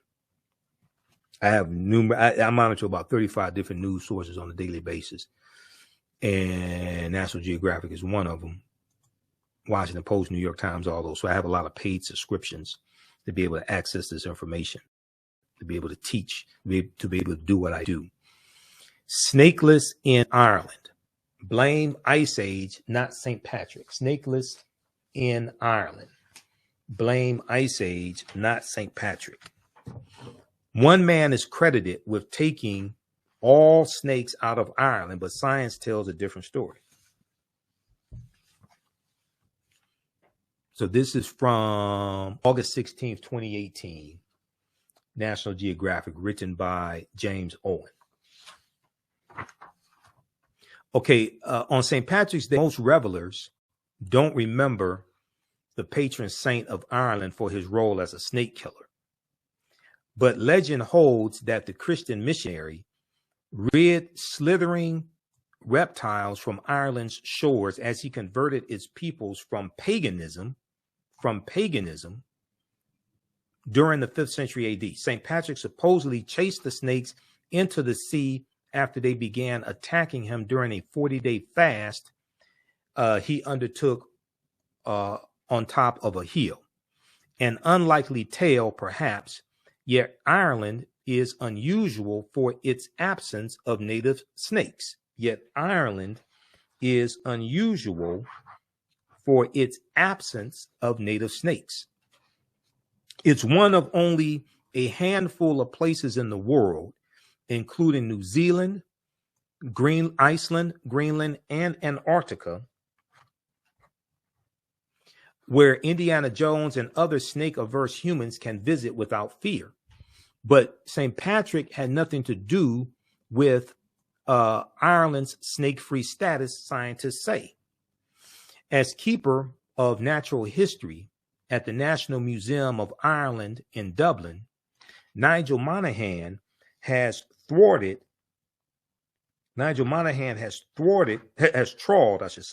through vast collections of fossil and other records of Irish animals. Quote, he said, at no time has there ever been any suggestion of snakes in Ireland. So there was nothing for St. Patrick to banish. At no time has there ever been any suggestion of snakes in Ireland. So there was nothing for St. Patrick to banish. So what did happen? Most scientists point to the most recent ice age, which kept the island too cold for reptiles, until it ended 10,000 years ago. After the ice age, surrounding seas may have kept snakes from colonizing the Emerald Isle.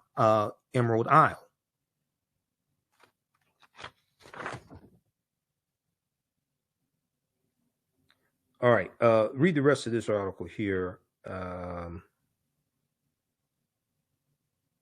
Okay, so read the rest of that article from National Geographic. Snakes in Ireland blame Ice Age, not St. Patrick. Okay, so there's also a good article from history.com, official website of the History Channel, which deals with 7 surprising facts about St. Patrick's Day. 7 surprising facts about St. Patrick's Day. I'm just going to look at this briefly because I want to get to some misinformation floating around on social media, which deals with the Twa in Ireland.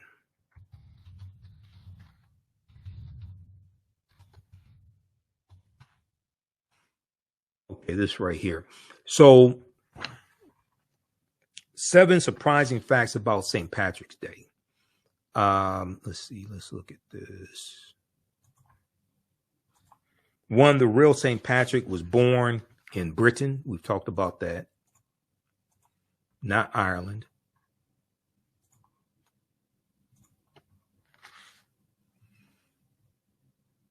Who was the real St. Patrick? Was that legend about the snakes true?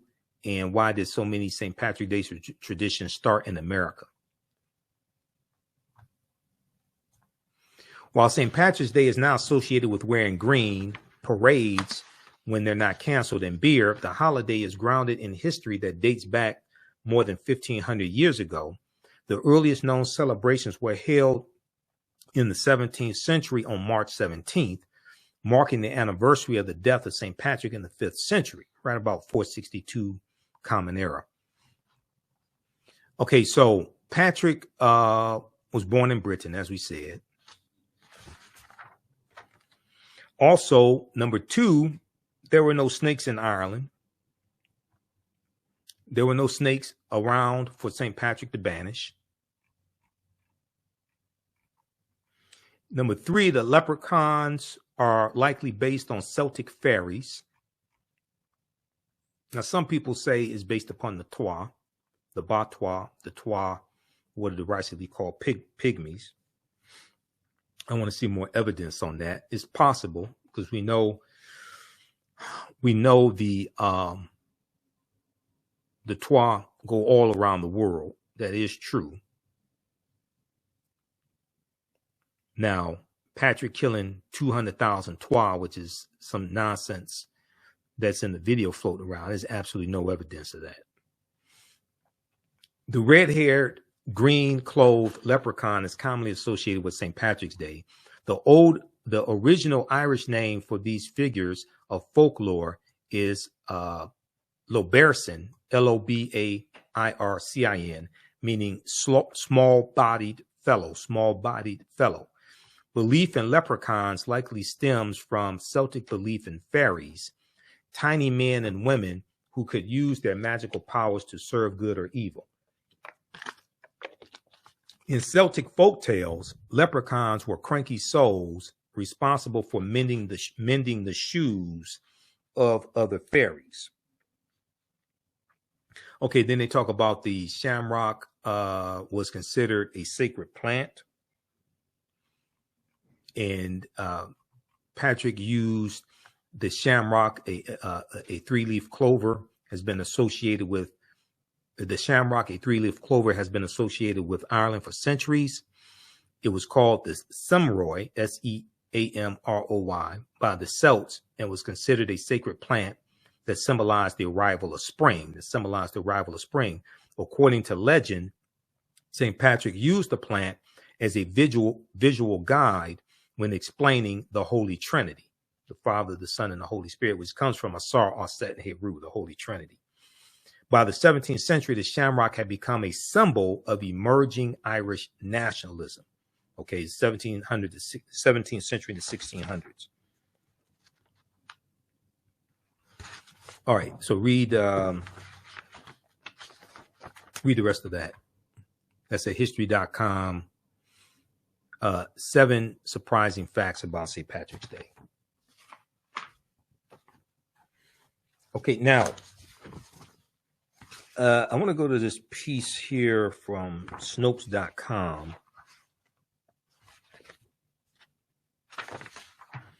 And this deals with this. St. Patrick wiped out an African pygmy tribe, the first inhabitants of Ireland.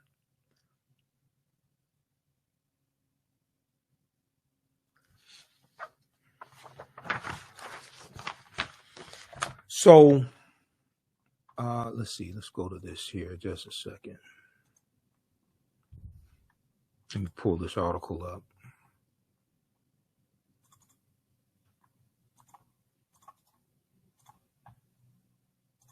All right, give us a thumbs up, give us a heart, give us a like on this broadcast.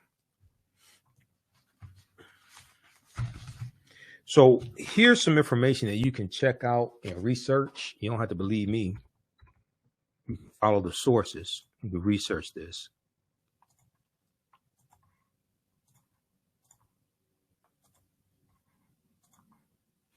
Did St. Patrick wipe out an African pygmy tribe, the first inhabitants of Ireland? Now we know that, so this is referring to the Twa, okay? We know that the Twa have the oldest DNA on the planet.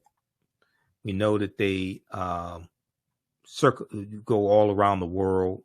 They were here in this land also that we call the United States of America. So these are Khoisan, okay? Khoisan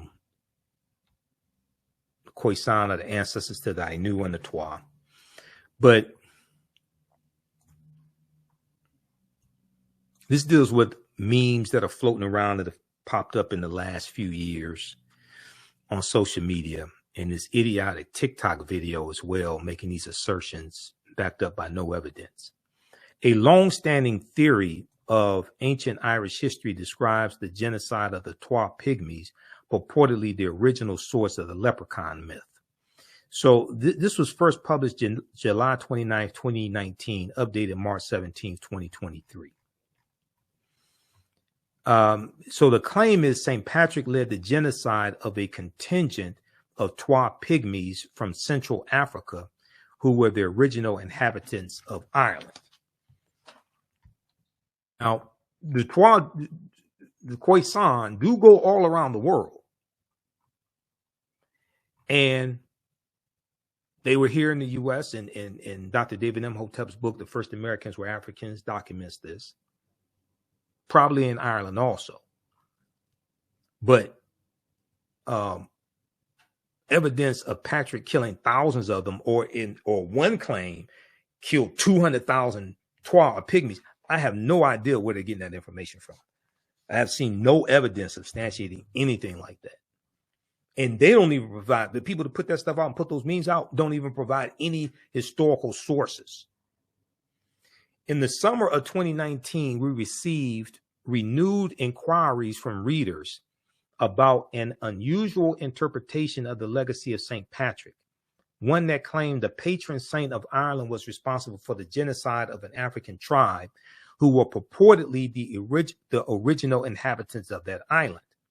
The theory has given rise to many memes and social media posts that in recent years have been shared widely, especially around March 17th, the feast day of St. Patrick. The memes are often accompanied by images that appear to show white men posing with African pygmies, okay, or Khoisan. A typical version of the meme claims, quote, the Twa Pygmies of Ireland, the original inhabitants, the source of the leprechaun legend. When you celebrate St. Patrick's Day, that's the celebration of their genocide, end quote. The theory was neatly summarized by the author and speaker B.F. Nkrumah in a widely shared Facebook video in March 2018. The theory is not backed up by any historical evidence, and as a set of factual claims, it can be dismissed. One prominent historian told Snopes it was simply, quote, complete nonsense, end quote. Now, the origins of the Twa theory of Irish prehistory are not entirely clear. However, it appears to be informed by what is sometimes referred to what they call Afrocentrism, an approach to historical study that emphasizes the role and achievements of African people in the evolution of Western civilization. Now, there's scholarly work in what I don't refer to it as Afrocentrism. That was largely coined by Dr. Malefikete Asante, who's a friend of mine. He's the chair of the Africana Studies or Afro-American Studies Department at Temple University. What happens is when you have outlandish claims that are being put out like this, usually not by like scholars and historians, but just outlandish claims with no evidence put out there, it gets associated as, oh, well, that's Afrocentrism or something like that, which harms the overall genre of African history, or what may be called Afrocentrism by Dr. Malefikete Asante and other scholars. Just putting out information with no sources, no historical evidence, just putting stuff out there is harmful, and it just gets circulated, and then people just believe it, and it's oftentimes nonsense. Okay, so the theory also seems to be influenced by Euramirism, EUHEMERISM,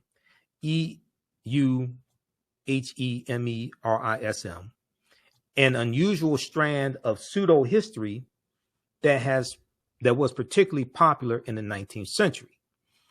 So to give some background information, I'll give you some additional information on the Khoisan. The Twa, or Batwa, B-A-T-A, are a people indigenous to the Great Lakes region of Central Africa. And we see them coming We see them in southern Africa also. They are sometimes referred to as Twa pygmies, and an anthropological term denoting their relatively short stature. So you see, these are the short-statured Africans. Although some exact details are lacking about the life of St. Patrick, it is generally accepted among historians that he lived 5th century AD. Okay, we dealt with all that.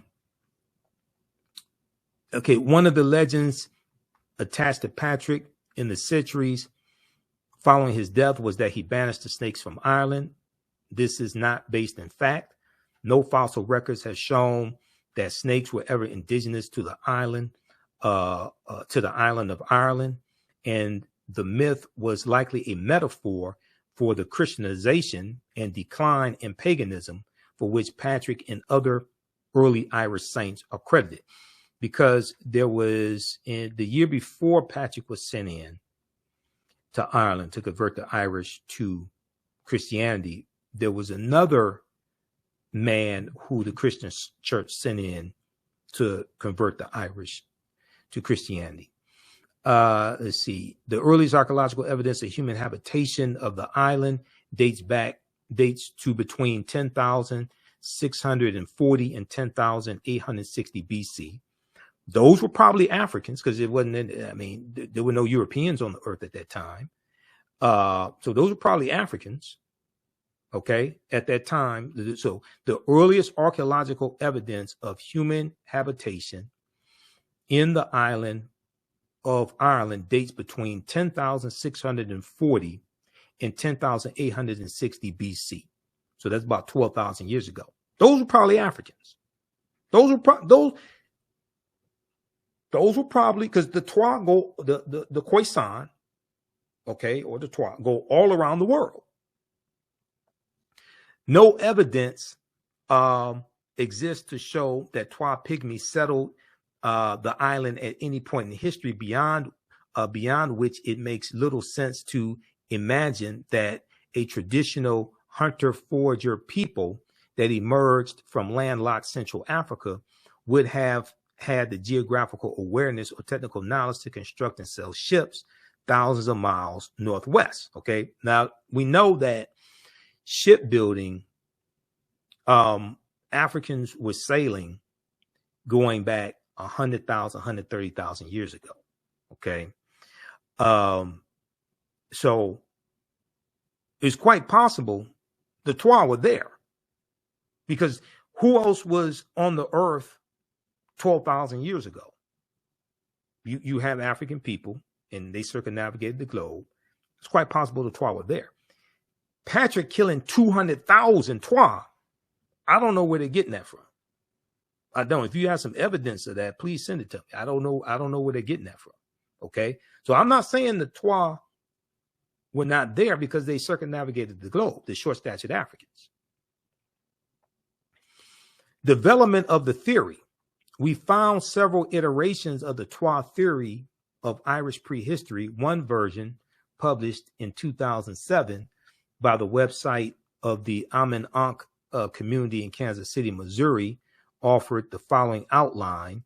Indigo melanated people are the original snake-headed people of Ireland. We are the ones who were driven off, etc. Okay, you can read the rest of that.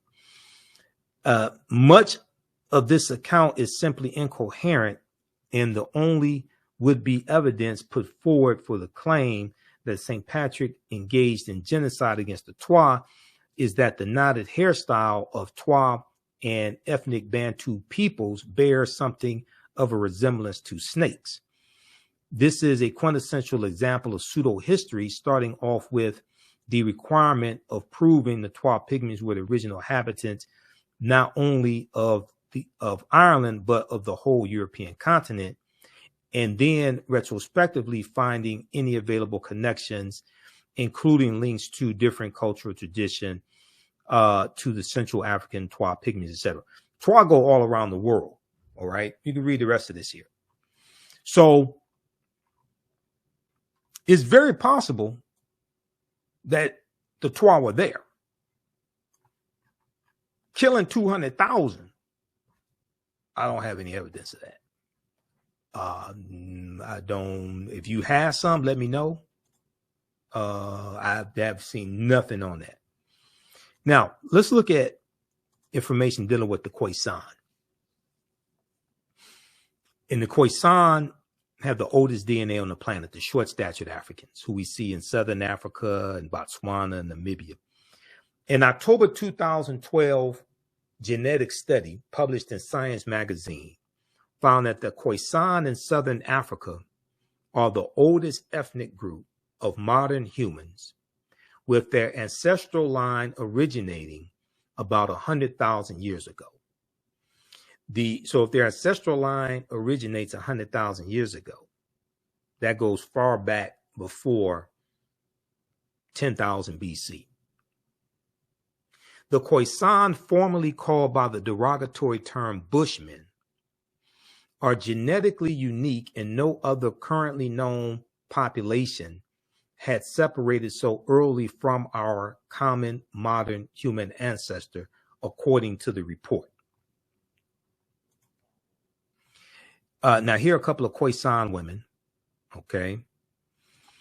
The Khoisan live mainly in Southern Africa, in territory spanning Botswana, Namibia, Angola, Zambia, Zimbabwe, and South Africa.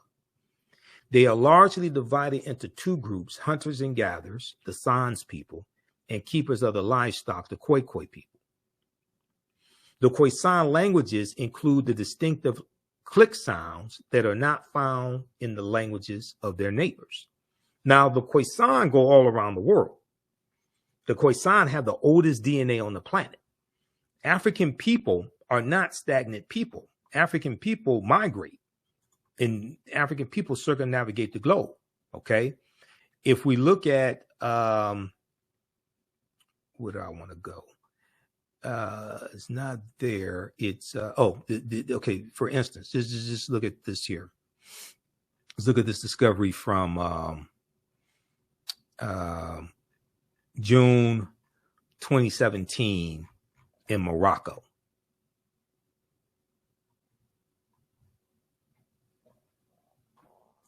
This one right here. We're older than we thought. New evidence, a new find pushes human origin back 100,000 years. Now, this article is from NBCnews.com, but all the news outlets had articles dealing with this discovery. Okay, and these are actual slides from my 12-week online class, Ancient Kemet, the Moors, and the Ma'afa, Understanding the Transatlantic Slave Trade, because we deal with all this in the class. Modern humans evolved much earlier than previously thought, researchers reported. This article came out June 2017. New discoveries at a rich site in Morocco show modern humans were hunting and probably cooking game animals 300,000 years ago. Modern humans, 100,000 years earlier than scientists have believed until now.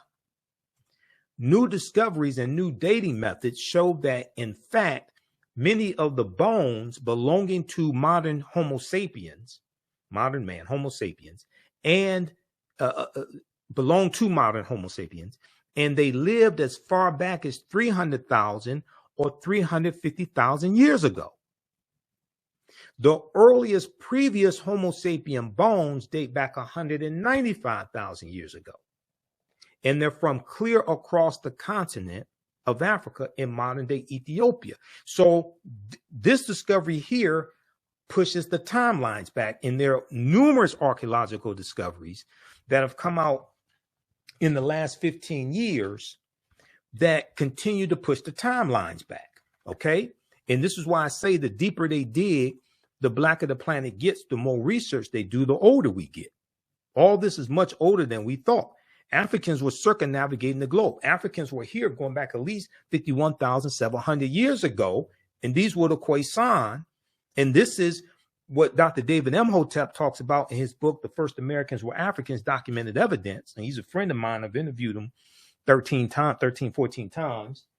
And you've seen him here on the African History Network, on the African History Network show. And I'll show you the cover of his book because we use that in the class. Okay. his book right here, his first book, The First Americans Were Africans, Documented Evidence. His second book is The First Americans Were Africans, Revised and Expanded. Okay. So the earliest previous Homo sapiens bones date back 195,000 years ago, and they're clear across the continent in modern-day Ethiopia. Taken together, the findings show modern humans were dispersed across Africa long before anyone ever thought. Dispersed across Africa long before anyone ever thought. Not only were they dispersed across Africa long before anyone ever thought, they went around the world much farther back than anyone ever thought. So Dr. David Imhotep was interviewed on WKRP in Cincinnati, Channel 5 in 2011, talking about his book, The First Americans Were Africans, Documented Evidence. And he talked about a discovery on the Greek island of Crete, which dates back 130,000 years ago. Now, this is an article from the New York Times. It's about an archaeological discovery. And the name of this article is On Crete, New Evidence of Very Ancient Mariners. On Crete, New Evidence of Very Ancient Mariners. This article is from February 15, 2010. And the synopsis of the article, excerpt of the article says, stone tools found on the Greek island of Crete over 2 summers, archaeologists say, are at least 130,000 years old. Stone tools, at least 130,000 years old, which is considered strong evidence of the earliest known seafaring in the Mediterranean and cause for rethinking the maritime capabilities of pre-human cultures. Now, you got the discovery in 2017 in June in Morocco that shows Homo sapiens in Morocco 300,000, 350,000 years ago. And that's 100,000 years before all the archaeologists and scientists thought Homo sapiens existed. Modern man. Here you have evidence of seafaring going back at least 130,000 years ago. Much, much earlier than the archaeologists and anthropologists originally thought seafaring took place, especially in the Mediterranean. The article goes on to say Crete has been an island for more than 5 million years, meaning that the tool makers must have arrived by boat. So this seems to push the history of Mediterranean voyaging back more than 100,000 years, specialists in Stone Age archaeology say. Previous artifact discoveries had shown people reaching Cyprus, a few other Greek islands, and possibly Sardinia, okay, which is an Italian island in the Mediterranean, Sardinia, no earlier than 10,000 to 12,000 years ago. See, the deeper they dig, the blacker the planet gets. The more research they do, the older we get. And I've been studying history 33 years. I've been teaching this class since 2017. Okay. And I've been every other week, these new archaeological discoveries come out, and it's causing the scientists, archaeologists, and paleontologists, etc., to keep pushing the timelines back. The deeper they dig, the blacker the planet gets. The more research they do, the older we get.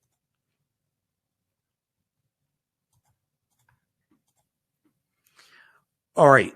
Okay, so you can read the rest of this. And they found more than 2,000 stone artifacts, including the hand axes, the stone tools.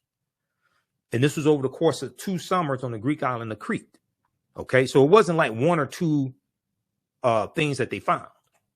No, they found overwhelming evidence. Now, there was a discovery in 2004 in Allendale County, South Carolina,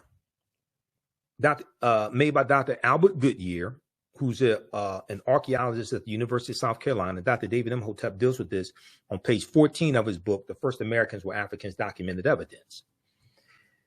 And they found 13 different types of evidence, thoroughly documenting an African presence in the area that today we call South Carolina that dates back at least 51,700 years ago. They found artifacts, architecture, campsites, carvings, Egyptian writings, footprints, and lava, genetic M174, the haploid groups dealing with DNA and genetics, linguistics, paintings, skulls, skeletons, structures, and tools. And his book is also backed up by 713 footnotes and 7 peer-reviewed articles. Now, there's an article that Science Daily did November 18th, 2004 to deal with Dr. Albert Goodyear's discovery. And this is a picture of Dr. Albert Goodyear here. ScienceDaily.com to deal with scientific discoveries and archaeological discoveries, things like this. So you can go read this article. It's still there. New evidence puts man in North America. New evidence puts man in North America 50,000 years ago. This is from November 18th, 2004. Okay, it's like 19 years ago. And here's a synopsis, here's a summary of what the article says. This is not my summary. This is the summary from ScienceDaily.com. Radiocarbon tests of carbonized plant remains where artifacts were unearthed last May along the Savannah River in Allendale County by University of South Carolina archaeologist Dr. Albert Goodyear indicate that the sediments contained in these artifacts are at least 50,000 years old, meaning that humans inhabited North America long before the last ice age. So if that's true, then who were those humans? They weren't European. Who were they? Well, the only people on the face of the earth 50,000 years ago were African people. And these were the short-statured Africans, who we call the Khoisan. The ancestors to the Ainu and the Twa.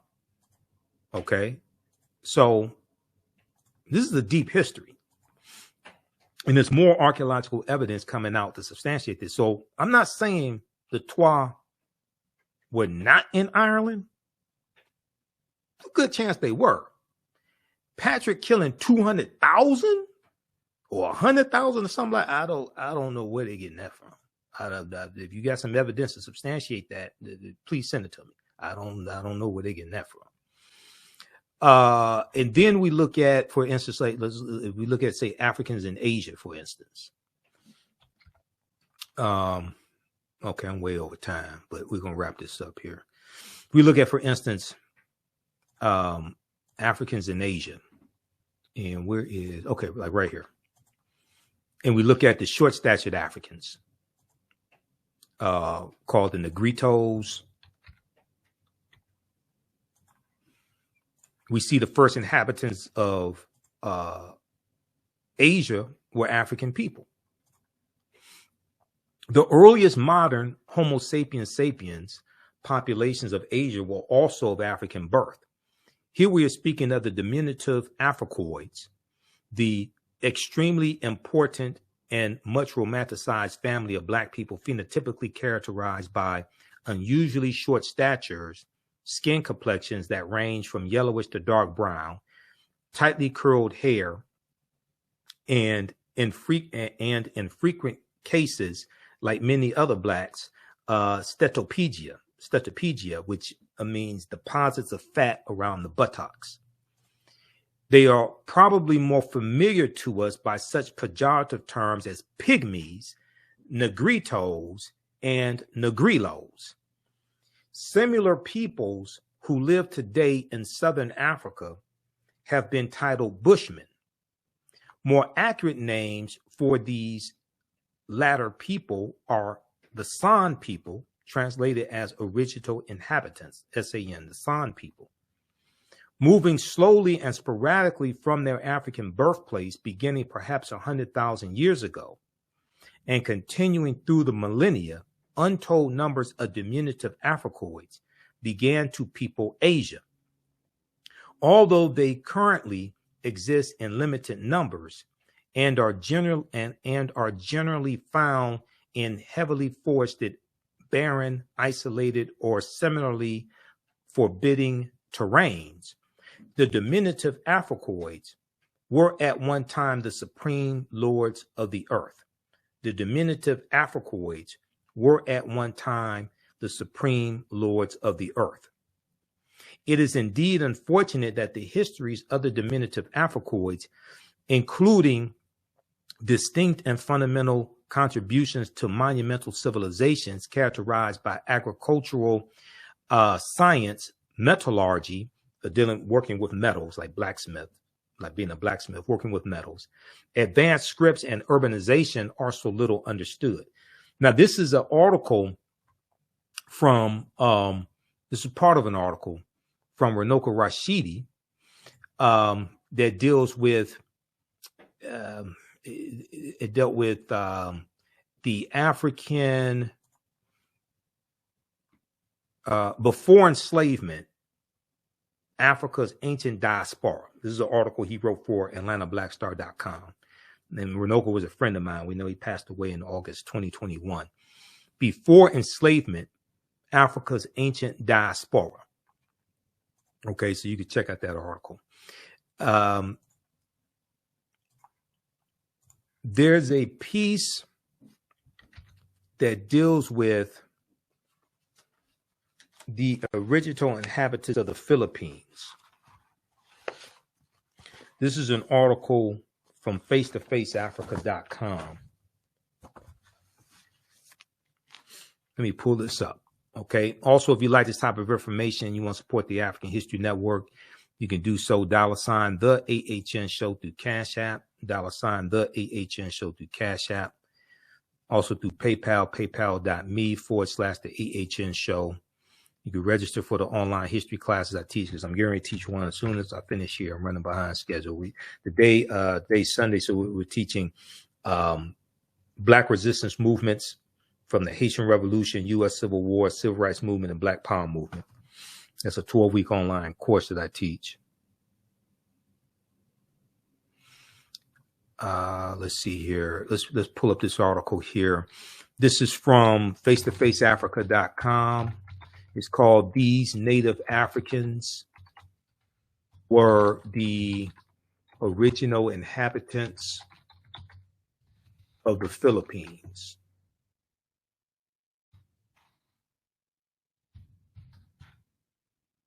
This is from face-to-faceafrica.com.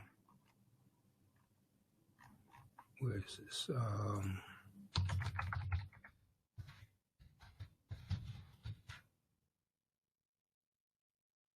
Okay, this article right here.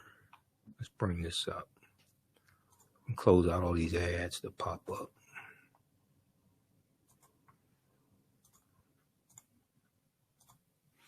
And we have our Cash App and PayPal information around the homepage of our website, also the AfricanHistoryNetwork.com.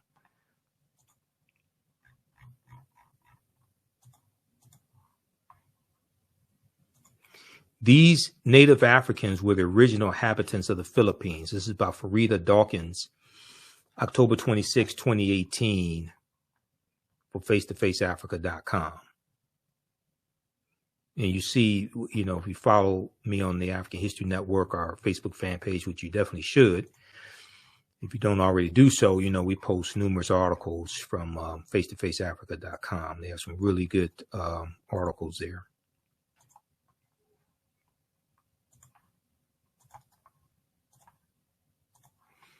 All right, if we look quickly here at this piece, the Aeta or Ajda, A-E-T-A, the Aeta or Ajta people, Akta people, I should say, A-G-T-A, are the indigenous black-skinned people who inhabit the remote and mountainous regions of Luzon, Philippines.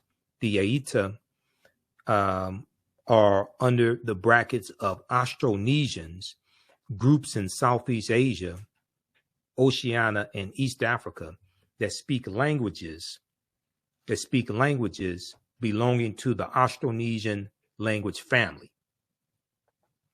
Austronesians also reside in South Africa, Suriname, Mauritius, and some portions of the Andaman Islands, like the Sentinelese.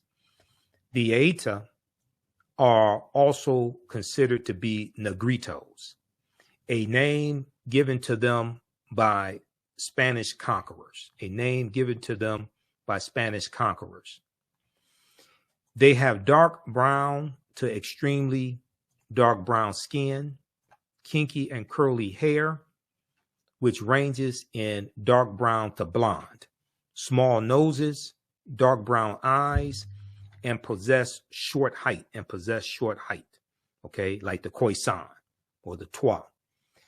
They are also called Pugot, P-U-G-O-T, or P-U-G-U-T, and Locano term, which translates into goblin or forest spirit.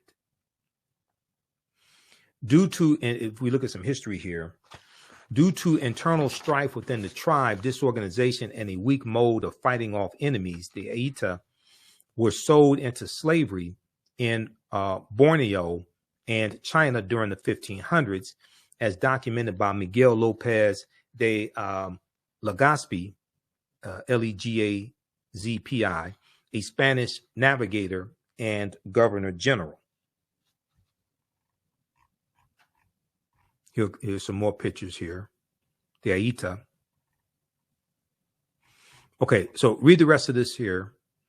It says, like other nomadic African tribes, the Aita are adept at using bows and arrows. They have been documented as being excellent warriors who can attack field workers or travelers that wander into their territory. Let's see here. Parents augmentation. Okay. You can read the rest of this article here at face-to-faceafrica.com. But this deals with the original inhabitants of the Philippines, who are African people as well. All right. So hopefully you learned a lot today. And I know we covered a lot. I want to look at my list here, make sure I covered everything that I wanted to cover. We did that, yep. Christmas, pagan. Okay, non-valid contributions to civilization. We covered all of that. All right, so follow us here on our Facebook fan page, the African History Network, our YouTube channel, Michael Imhotep, IMHOTEP. Turn on live notifications so you know when we go live. You can financially support us as well. This helps us keep doing the research, stay on there because it takes a lot of work on top of everything else that I do. You can support us, $ the AHN show through Cash App and through PayPal, paypal.me/the AHN show. Please register for the online history classes that I teach because we use 2 platforms to teach those classes, Crowdcast and Learn World. And I have to pay them each month to be able to have the class on those platforms. This is not free to do any of this. If you go to our website, theafricanhistorynetwork.com, we have the information here for the classes. And you can join me in the class I'm getting ready to teach right now. We're running behind schedule. My Sunday class, we're going to start at 2:30, but we're about to start in a couple minutes here. From the Black resistance movements from the Haitian Revolution, U.S. Civil War, Civil Rights Movement, and Black Power Movement. So that class is on sale, $80, regularly $130. We do the sessions live. All the sessions are archived and recorded. You can go back and watch it anytime. And I'm going to post the link here so you can register for the class here. Register for the full course. And if you've taken any of my online classes in the past, also email me at ahnshow@theafricanhistorynetwork.com so you get a 50% discount on the bundle pack of courses. Then Saturdays, Ancient Kemet, the Moors, and the Ma'af for understanding the transatlantic slave trade. We usually do that 2 p.m. to 4 p.m. Eastern Standard Time.